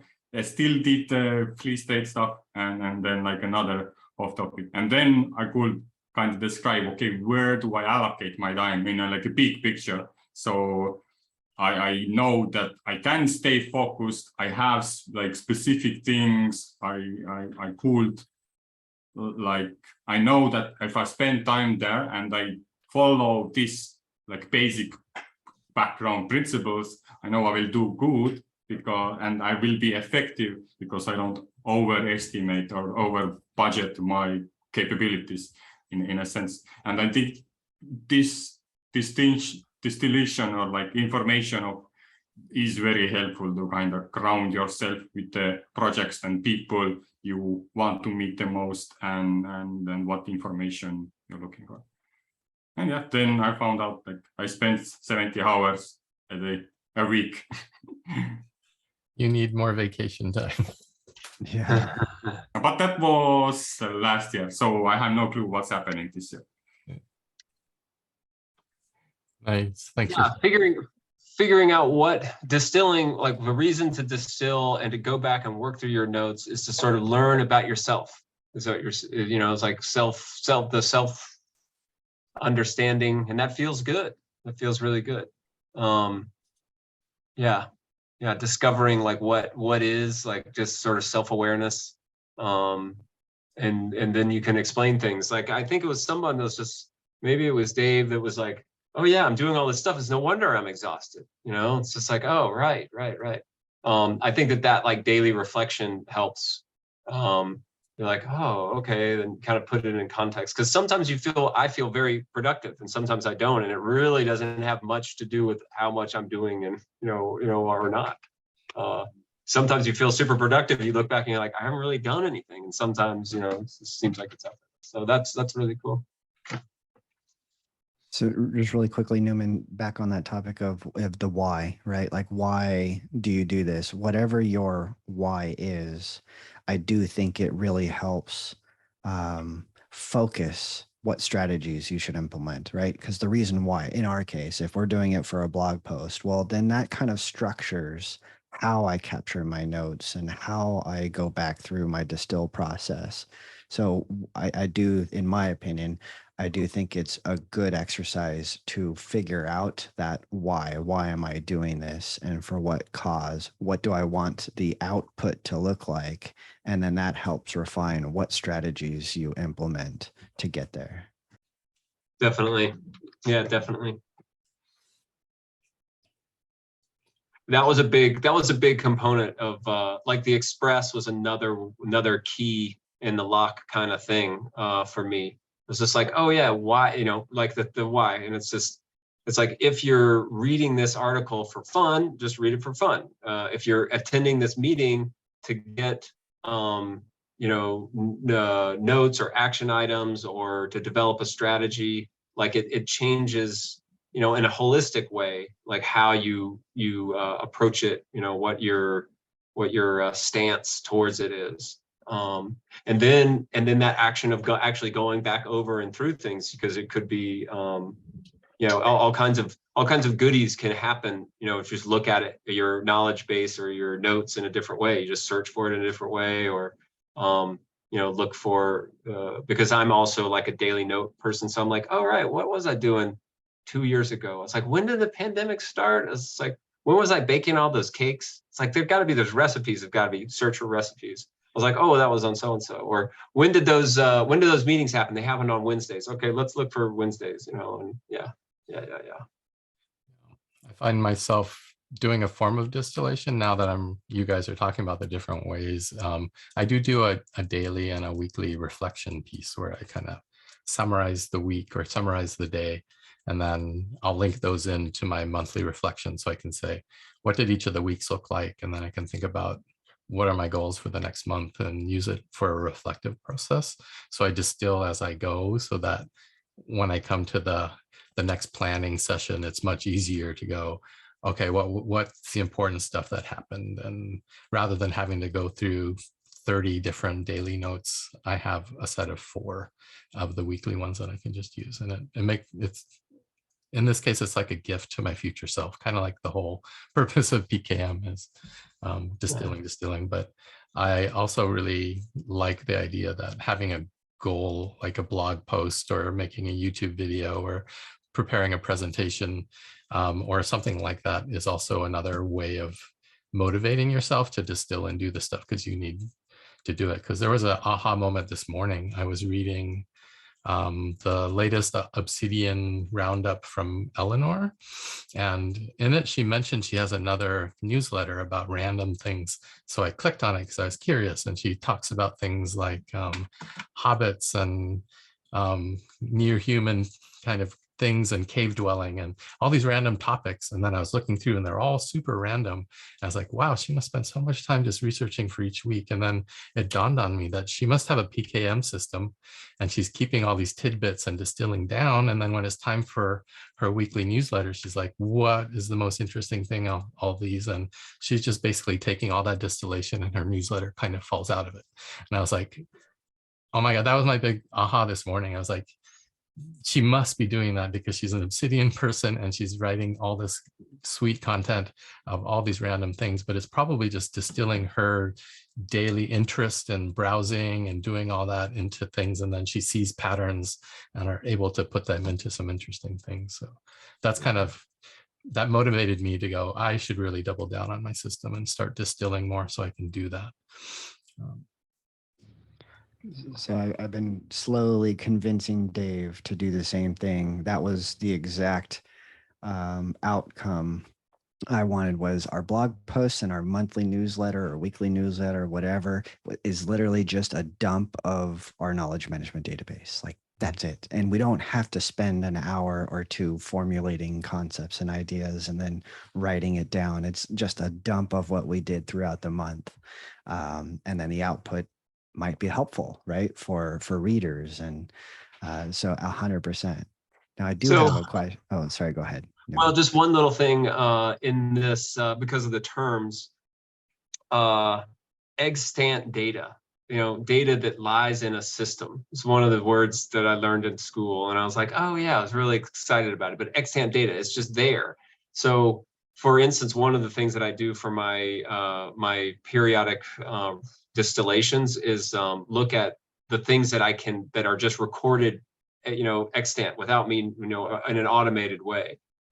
To a point, because I can look at one can look at their history on YouTube, and you can just scan through. It's like, what did you look at on YouTube? It's like, oh, there are my cakes. It's like, oh boy, there's PKM, or I was trying to figure out how to make an email link work with Yahoo instead of having to pop up with my normal Windows thing, and that's actually a lot harder than. So I did a lot of searching on that. So there are these things that the computer is already recording, and then that is a beautiful thing, especially if it's sort of structured like your newsletter is like, oh, I know that in the newsletter it talks about these numbers. For instance, one more thing,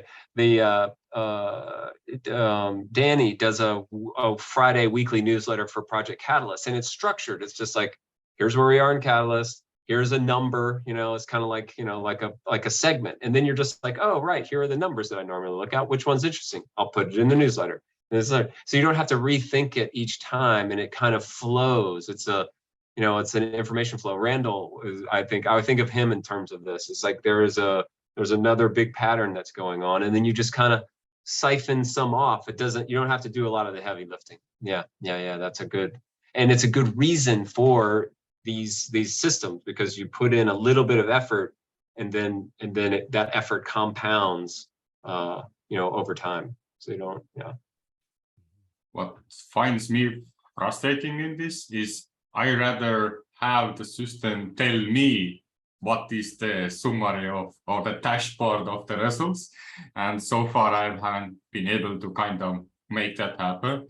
So to me, what Nori said is very daunting. Like, what I have to figure out a sentence to summarize the week. It will take me 15 to 30 minutes.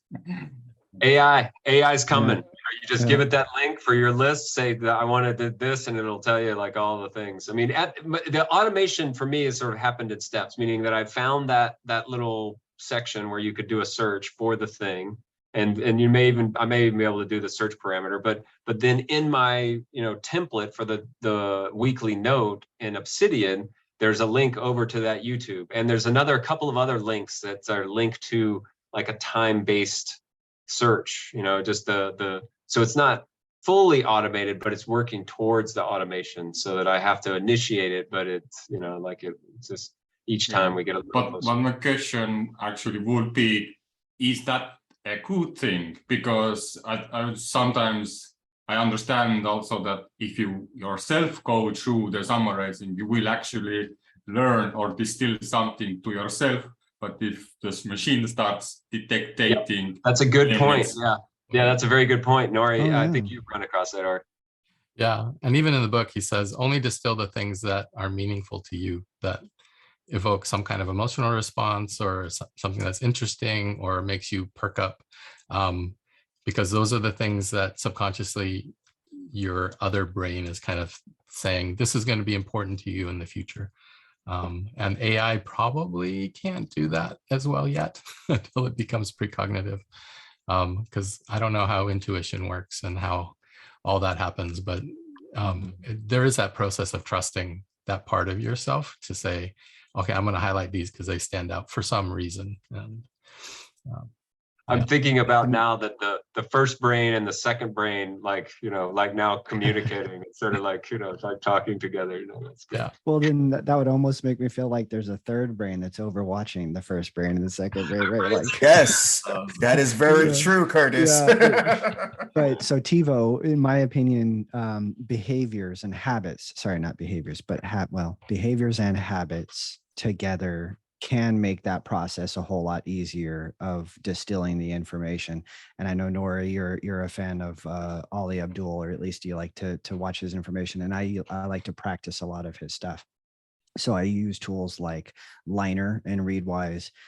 Liner is where if I'm just reading, it could be anywhere on my cell phone, in a book, it could be on YouTube, it could be an article, an IOHK release, blog post from World Mobile, whatever. I can highlight some information like, oh, I like this information, highlight it, create a quick 1-sentence note on that, and then that automatically goes to my PKM system. And when I'm listening to a podcast or an audio book, I can actually capture a 30-second chunk of that and then make a quick note of that. And that automatically goes to my PKM. So there are tools out there. I think, yes, AI can make that much more simpler, but there are tools that do function well enough without the need of AI for now that can automate some of that. And yes, just highlighting, and then you can go back and review your highlights and distill that later. But the action of saving that information was a much more automated way, instead of you having to open up your PKM, whether it's Obsidian or Notion, and then find the section to put it in and then jot it down. It just kind of all happens organically. Did you add Liner to the tool section? I couldn't find it. If you do a search for Liner notes, it's like like album notes and everything. Do you have, Curtis, if you don't mind, if you got like a link, that'd be great. Yeah. I assume it's like a Liner add-on. Or an Liner app by Aram Planet. Is that the one? Shears faster and highlight web to first match. Trying to find the actual link. Oh, I tried this. getliner.com. So getliner.com. Let me pull that in here. Nice. Yeah. That's one of them. These kind of tools are super helpful. Like the one, I haven't used it recently, but I found a podcast app where if you hit an interesting point in your podcast, you can click it, it'll bookmark it, you can add a note, and then That's it later. That was in Eleanor's summary today. It's a plugin for Obsidian. Oh, nice. I'll have to go look. Yeah, or they've got a plugin for Obsidian now. I thought about that with the time stamping. Like I was like, ooh, just should be able to really quickly. I highly recommend that if you're doing a lot of listening. I highly recommend that, because you can actually formulate, all those thoughts that you had across multiple podcasts or whatever you're listening to. I definitely recommend that. And then additionally, since we're just kind of capturing tools here, what was my other one? So otter.ai, I'm sure many of you have heard that, but when Dave and I do a lot of our meetings and something comes up during the meeting, I can use otter.ai to transcribe that, and then I can highlight it, right? Highlight that using my Liner extension and create a summarized note of it, and that automatically goes to the PKM. And then later it's about going back and then putting that into my tasks or my to-dos or the roadmap or some brainstorm on Miro board. That's part of my distill process. But if you use those tools to capture that information with the least amount of resistance, it really helps. So Liner to capture it, and otter.ai to transcribe what I'm, listening to during meetings. And then the audio tool you guys are mentioning as well. Like when you combine all of that together, it really does simplify your life, at least I think. Yeah.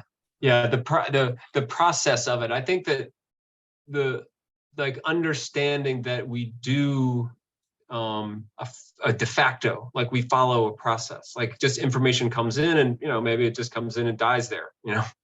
My brain is where information goes to die. But it moves through a process, and then you think, oh, okay, how can you help it along? And then there are tools to help. And then, you take a break, or your situation changes, you kind of fall along, but then you're like, oh no, I really like it. One of the things that have always stuck with me is the mind mapping. Like, I love mind mapping, just on a piece of paper. Like it's a kind of a mental model that is sort of stuck with me through all of my note-taking iterations. Yeah. I think, yeah. Like, because tools can sort of change, but then just the concept of a workflow, of a process, of a procedure, procedural knowledge. And then I think you highlighted like why it's super important, or how it can be beneficial, meaning that there is this big flow of knowledge, and if you can kind of work with it so that it kind of goes into your individual buckets. Like, here's a bucket for a newsletter, here's a bucket for a meeting note and a summary and a YouTube description, or a note to my Discord group about the things that happen. I really love the idea, and I want to incorporate it. I love the idea. Eleanor's Obsidian is a definite model, and along with Danny's weekly thing, I think the weekly newsletter, which is sort of an old institutional framework. You think of like Mr. 50s man doing the newsletter, it was like rah rah, but it's actually pretty important. It's actually pretty important. So I'm stoked. I'm stoked to kind of get involved with that and include that in groups that I'm working with. Yeah. Community level, I think that kind of weekly distillation of what happened is super useful, especially across time zones, and not everyone can come, and different languages. Yes. And okay, because then all of a sudden it's not a newsletter, it's your community or organizational OKM, organizational knowledge management distillation process. I want to do that. I don't want to do the newsletter. I don't want to be the newsletter guy, but I would love to be the organizational knowledge management distillation professional. You know what I'm saying? Yep. You know what I'm saying? We have a Fun 10 proposal in the works here. Yeah, I was just gonna say, let's do it. Yeah, so that's hilarious. It's funny because you realize how many people have that mindset of like, hey, I don't want to do the research, just tell me what to write. And then there's the people who want to do the research but don't want to necessarily be responsible for writing something. So it's funny, like and I think that's what the beautiful thing about Catalyst is you get to see how people want to divvy up what their responsibilities that they're willing to take on. It's very organic and very, very fruitful to see a community doing that as a whole. Yeah, and that gets to that ikigai. Because you can say like, oh, yeah, I want to research, or I love the writing, but I don't want to be responsible, or I want to, like you can be sort of upfront. It's just like, oh yeah, I have a fear of putting my work out there, so I want to just do the parts, and then you put it and do it, and I think there's room for that. There's room for that when you've got giant communities, and that seems like it's how it should be done. I think it's happening already. Yeah, definitely. We're living the experiment. TiVo's our Miro outlet, right? Yeah. Everybody's kind of filling their niche in this community. Yes, I love it, man. I love it. Mm-hmm. And when you mentioned kind of going back to the 50s with the newsletter, that triggered a thought is, does anybody else do analog? Like, do people take notes on paper at all anymore? Like I wanted to bring that up. Yeah. So what I've noticed is when in parts of high school, I had beautiful handwriting, and now my handwriting's terrible. Like I can barely read it. So I stopped actually writing, which is really, really bad because I feel bad, like all these years of practice, and then now I'm not using it, and now it's terrible. So why did I even work up to that? But now it's the audio for me, the audio, which is helping Curtis and I with our journey through the Cardano ecosystem. Is the more audio I produce, the better I become with articulating and creating my point and getting it across which is actually helping our project overall. So it's a transitional period of going from the analog writing to the more audio, which is our society as a whole is kind of transitioning to that as well. So it's very curious and very interesting to see. Personally, I'm going through it. And I'm noticing that society is also going through it as well. So it's interesting. But I no longer write as much anymore. I'm doing a lot of typing, but also I'm doing a lot of audio and adding that as well. Fascinating. Let me push back. Because you talked about like you do your audio notes. Like sometimes if you're driving, you'll do record audio. I think that's really valuable. But also just like taking in like podcasts and like other audio things like that. Yes, also because I do a lot of driving for my job right now, and hopefully I transition away from that very soon. But but that way, it's actually helping me overall because it's building upon it's like a different way of capturing information. And then later on, what I'm noticing is I'm referencing that in different times of the day. And I'm correlating and adding to it and connecting the dots. And then it's being broadcast in Miraboard and getting dumped in Miraboard. And then Curtis and I get to talk about it on my way home from work. So it's ever growing thing to where I don't need to really write as much anymore. And also I'm noticing that my handwriting is getting terrible. So when I used to dump handwriting, right, I'd go back, I'm like, what was I trying to say here? And why is this an R? So I kind of got away from it, man. But That's so really it's a self-growth thing, I think. For sure.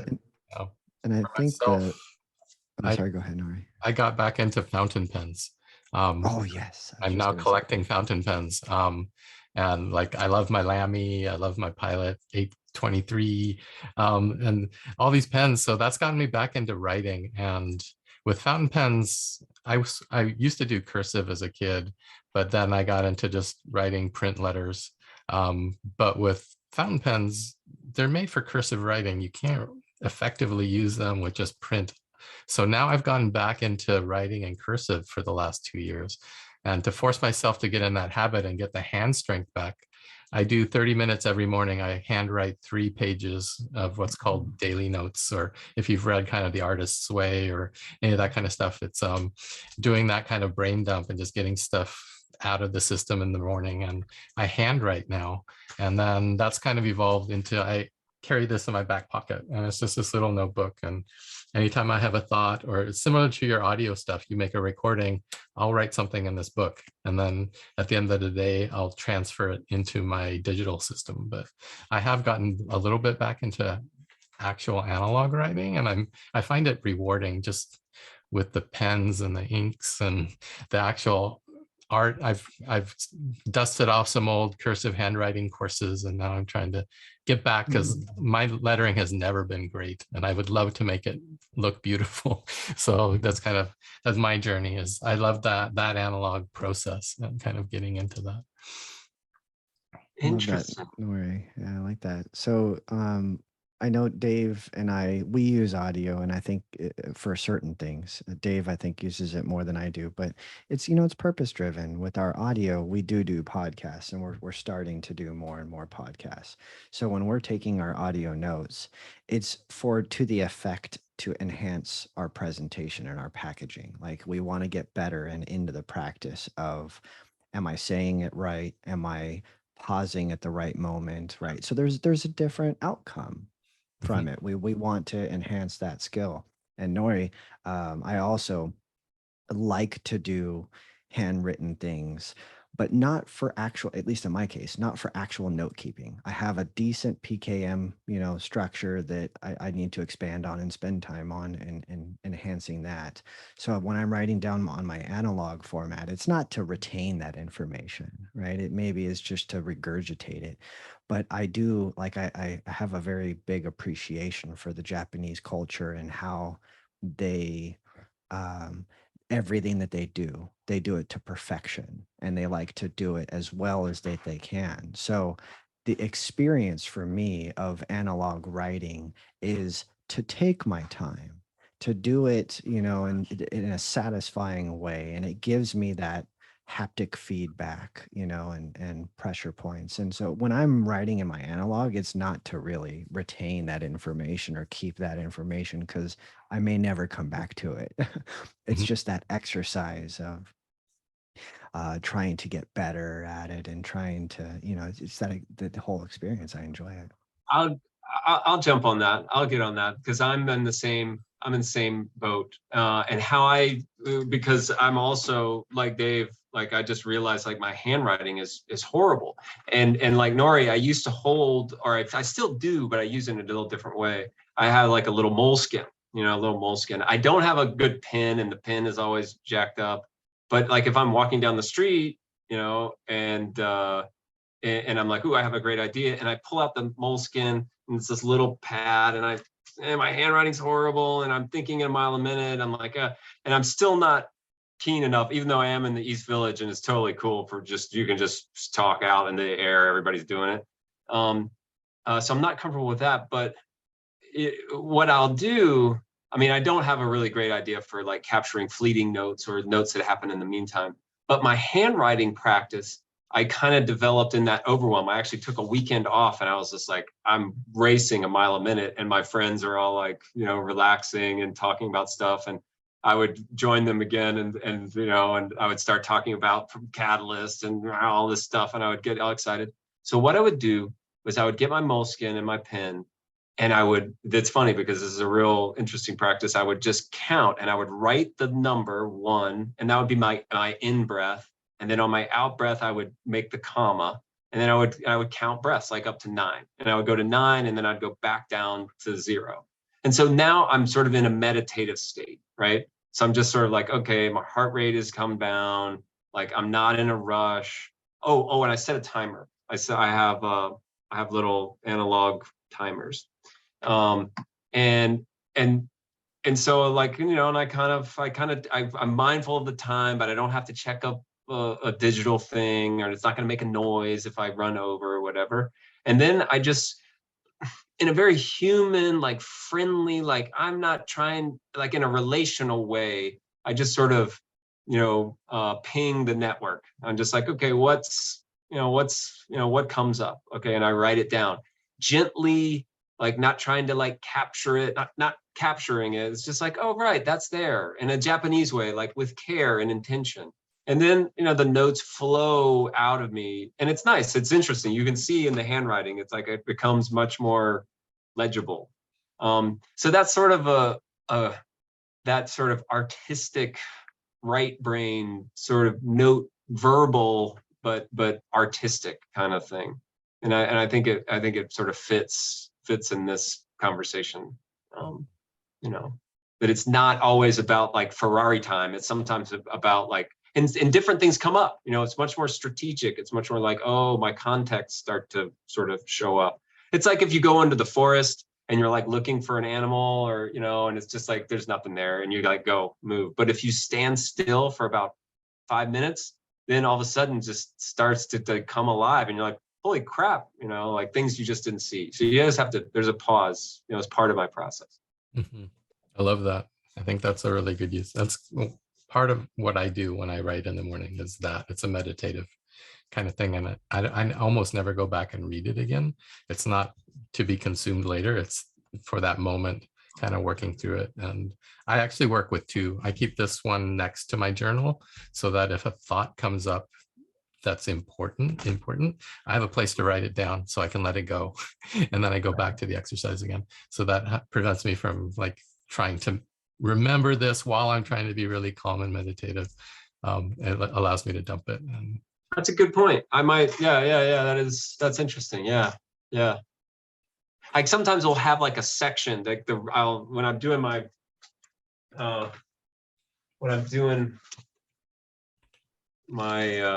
like, so like I've got like a, like this is the thing.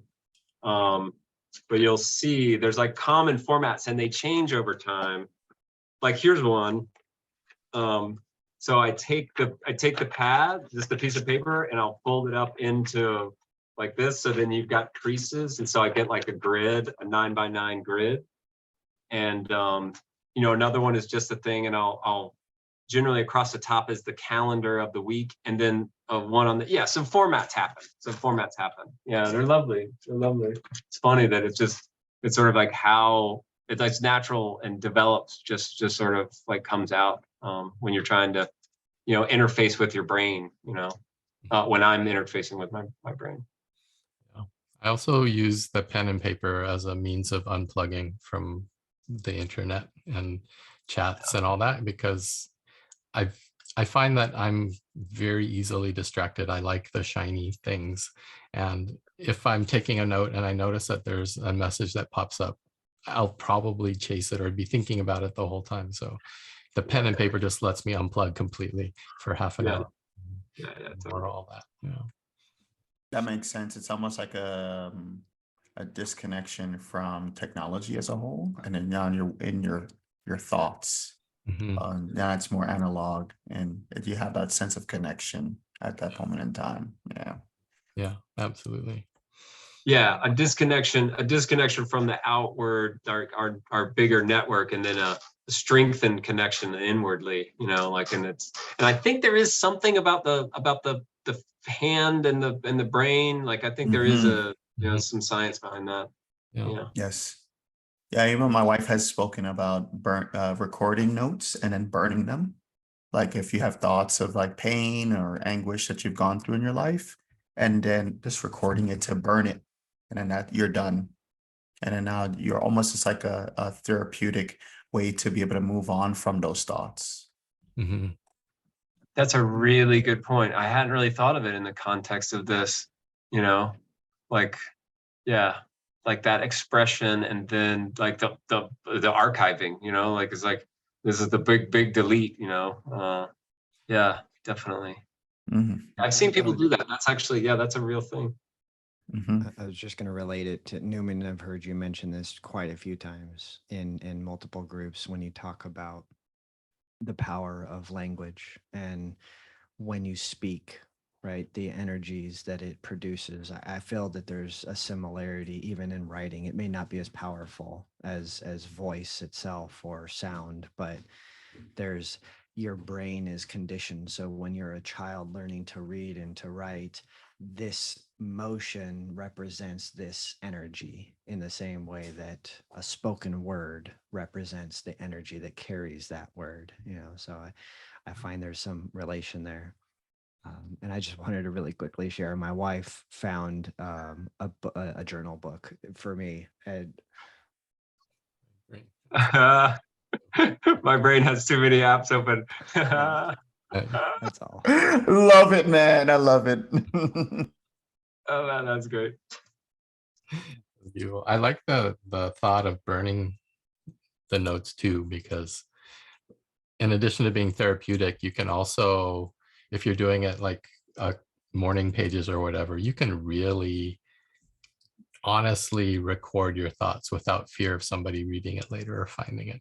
So it's so you can be completely free, and I can see that being really therapeutic, and then just have a ritual and burn it all and it's gone. Well, one of the thoughts that I had was having a conflict with someone in your past, but really, in theory, it is that person may have forgiven you with that conflict at that moment in time, or a couple months later, years later, etc. But you're still living in that conflict. So writing it down and almost burning it is a way of forgiving yourself without having the person who you had the conflict with forgive you. So it was one of those things that had I correlated together. I was like, ah, okay, now I understand. I'm kind of getting this a little bit more now. Wow. Beautiful. Yeah, that definitely makes sense. And because it's cognitive load, you know, it's like dead weight in the system, you know, for no real reason. And then, you know, it might just be there simply because it's like in our pruning, our tree pruning, it's just connected to all this other stuff. And if you just give it a little shake, and then it's just like it falls out like dead leaves, so that it can be recycled. Yes. Yes. I didn't even think about that before, but yes. Yeah. Yeah, it's just it's energy in the system, and it's just like you're just hanging up there, and it just gets nutrients, to follow the analogy. It just gets nutrients just because it's connected to other stuff. You know, yeah. And especially like in these systems where we're in like Ferrari time. And I see Project Catalyst because of the drum beat, because of the like every 2 weeks we do something. Like it's a lot of like hanging on, you know, and it's just like there's all this tension in the system, stuff that needs to let go, and then but you know, so that might be to like spur on the let go process. It's like, you know, wouldn't it be great if just like during the reflection week we do like some like, okay, these are the things that we write down and we let go from Fund 9, you know, especially, oh my goodness, the like, because there's winners and losers, like people that don't get fun, words are things. So not necessarily, they're people who are funded and are not funded, and not funded means it feels like you're losing, you know, it feels like a judgment. It can feel like a judgment. And so wouldn't it be great to like add that in? It's just like there is a letting go process, and that's a part in the knowledge management system, because that is energetic note, you know, information, and you have to let it go. It's just like you have to let go of those expectations as you archive the project. You know, wouldn't that be a thing? It's like a real humanizing, you know, Dave, you've really done a good job of humanizing the whole process, because that's what we're dealing with, you know. Yes. You know, like I don't think it's valuable for us to forget our humanity during all of this, you know. Like I think it really is important to, you know, not human first, not like a conflict sort of thing, even though our relationships are often conflictual. But yeah, that like humanizing and feeling like bringing our whole sense of self to it, and that you can embrace technology doesn't mean that it's not it's inhuman, you know, that it's going to yeah. Definitely agree with that for sure. Yeah, I think we need more of those humanizing kind of almost even rituals. We don't have enough tradition around things like that. Like we should celebrate the end of projects and do that reflection and have those kind of built into our thing. And like, oh, we finished our fund day proposal, here's a cake. We don't we don't have those baked into our culture. It's really like, have you done your report and your closeout video? And then it's all very business-like, but we're all humans. And there's that energy that you've kind of built up, released, and now you want to close it off and tie it off. But package it, you know, like tie it off, make it, you know, like respectfully, you know, like put it away, you know, like, oh yeah, we're, you know, like a tattoo. They not like a ink on the skin, but like a military musical ceremony. There's a big one that happens in Scotland, and it basically is just like, okay, we're putting the army away, and it's like this big deal. Like so many, we just never put the army away. You know, it's just like no, you know, get out of the sympathetic, you know, nervous system, that fight or flight. You know, like your dukes are up and you're battling and you're writing and you're trying to get and capture and collate and move. And then you're like, oh no, it's now time for stillness. It's time for putting things away, resting, digesting, you know, kind of partying, feeling free, you know, open, you know, not closed. Because we want the whole thing of it. You know, I think if we don't capture, if we don't sort of embrace and relate to like our whole selves, then we only get so far, you know. And it seems like we've gone, well, like we say in my gang, we've seen that movie, we know how it ends. You know, and it's like, oh yeah, let's go let's find a different movie. Maybe let's go to foreign film. Let's try it to foreign film. Let's try it, you know, it's like, who's up for reading subtitles? Okay. Nice. Love it. Just for the sake of the recording, I'm going to pause here because we're about 2.5 hours in. So this has been really engaging and probably the longest book club so far. So I want to just initially thank everybody for showing up. We've been talking about Tiago Forte's Building a Second Brain, and the PKM field in general, and we ranged through a whole bunch of topics. So I just want to thank everybody for participating today and adding to the conversation. It's been really great. And we do have one more book. Let me see if I can find it. Nice. So we're gonna change pace a little bit, and the book for the next time is called The Anatomy of Peace, and it's about resolving the heart of conflict. There's been numerous points of conflict within our community and within sub-communities and things, and this may be a timely book, but I figured it'd be an interesting book to look at kind of one theory of what peace means and how to resolve conflict. So this is in its 4th edition now. This is a 3rd edition book, so don't buy something that looks like this. Look for 4th edition to get the most up-to-date version that was released, I think, just a year or 2 ago. And we'll cover that in about a month's time. So we'll give us a month to go through that book and read it. So yeah, so that's kind of the book club. I'm going to end the recording here for the sake of all you YouTube listeners and viewers. So thank you for joining us today.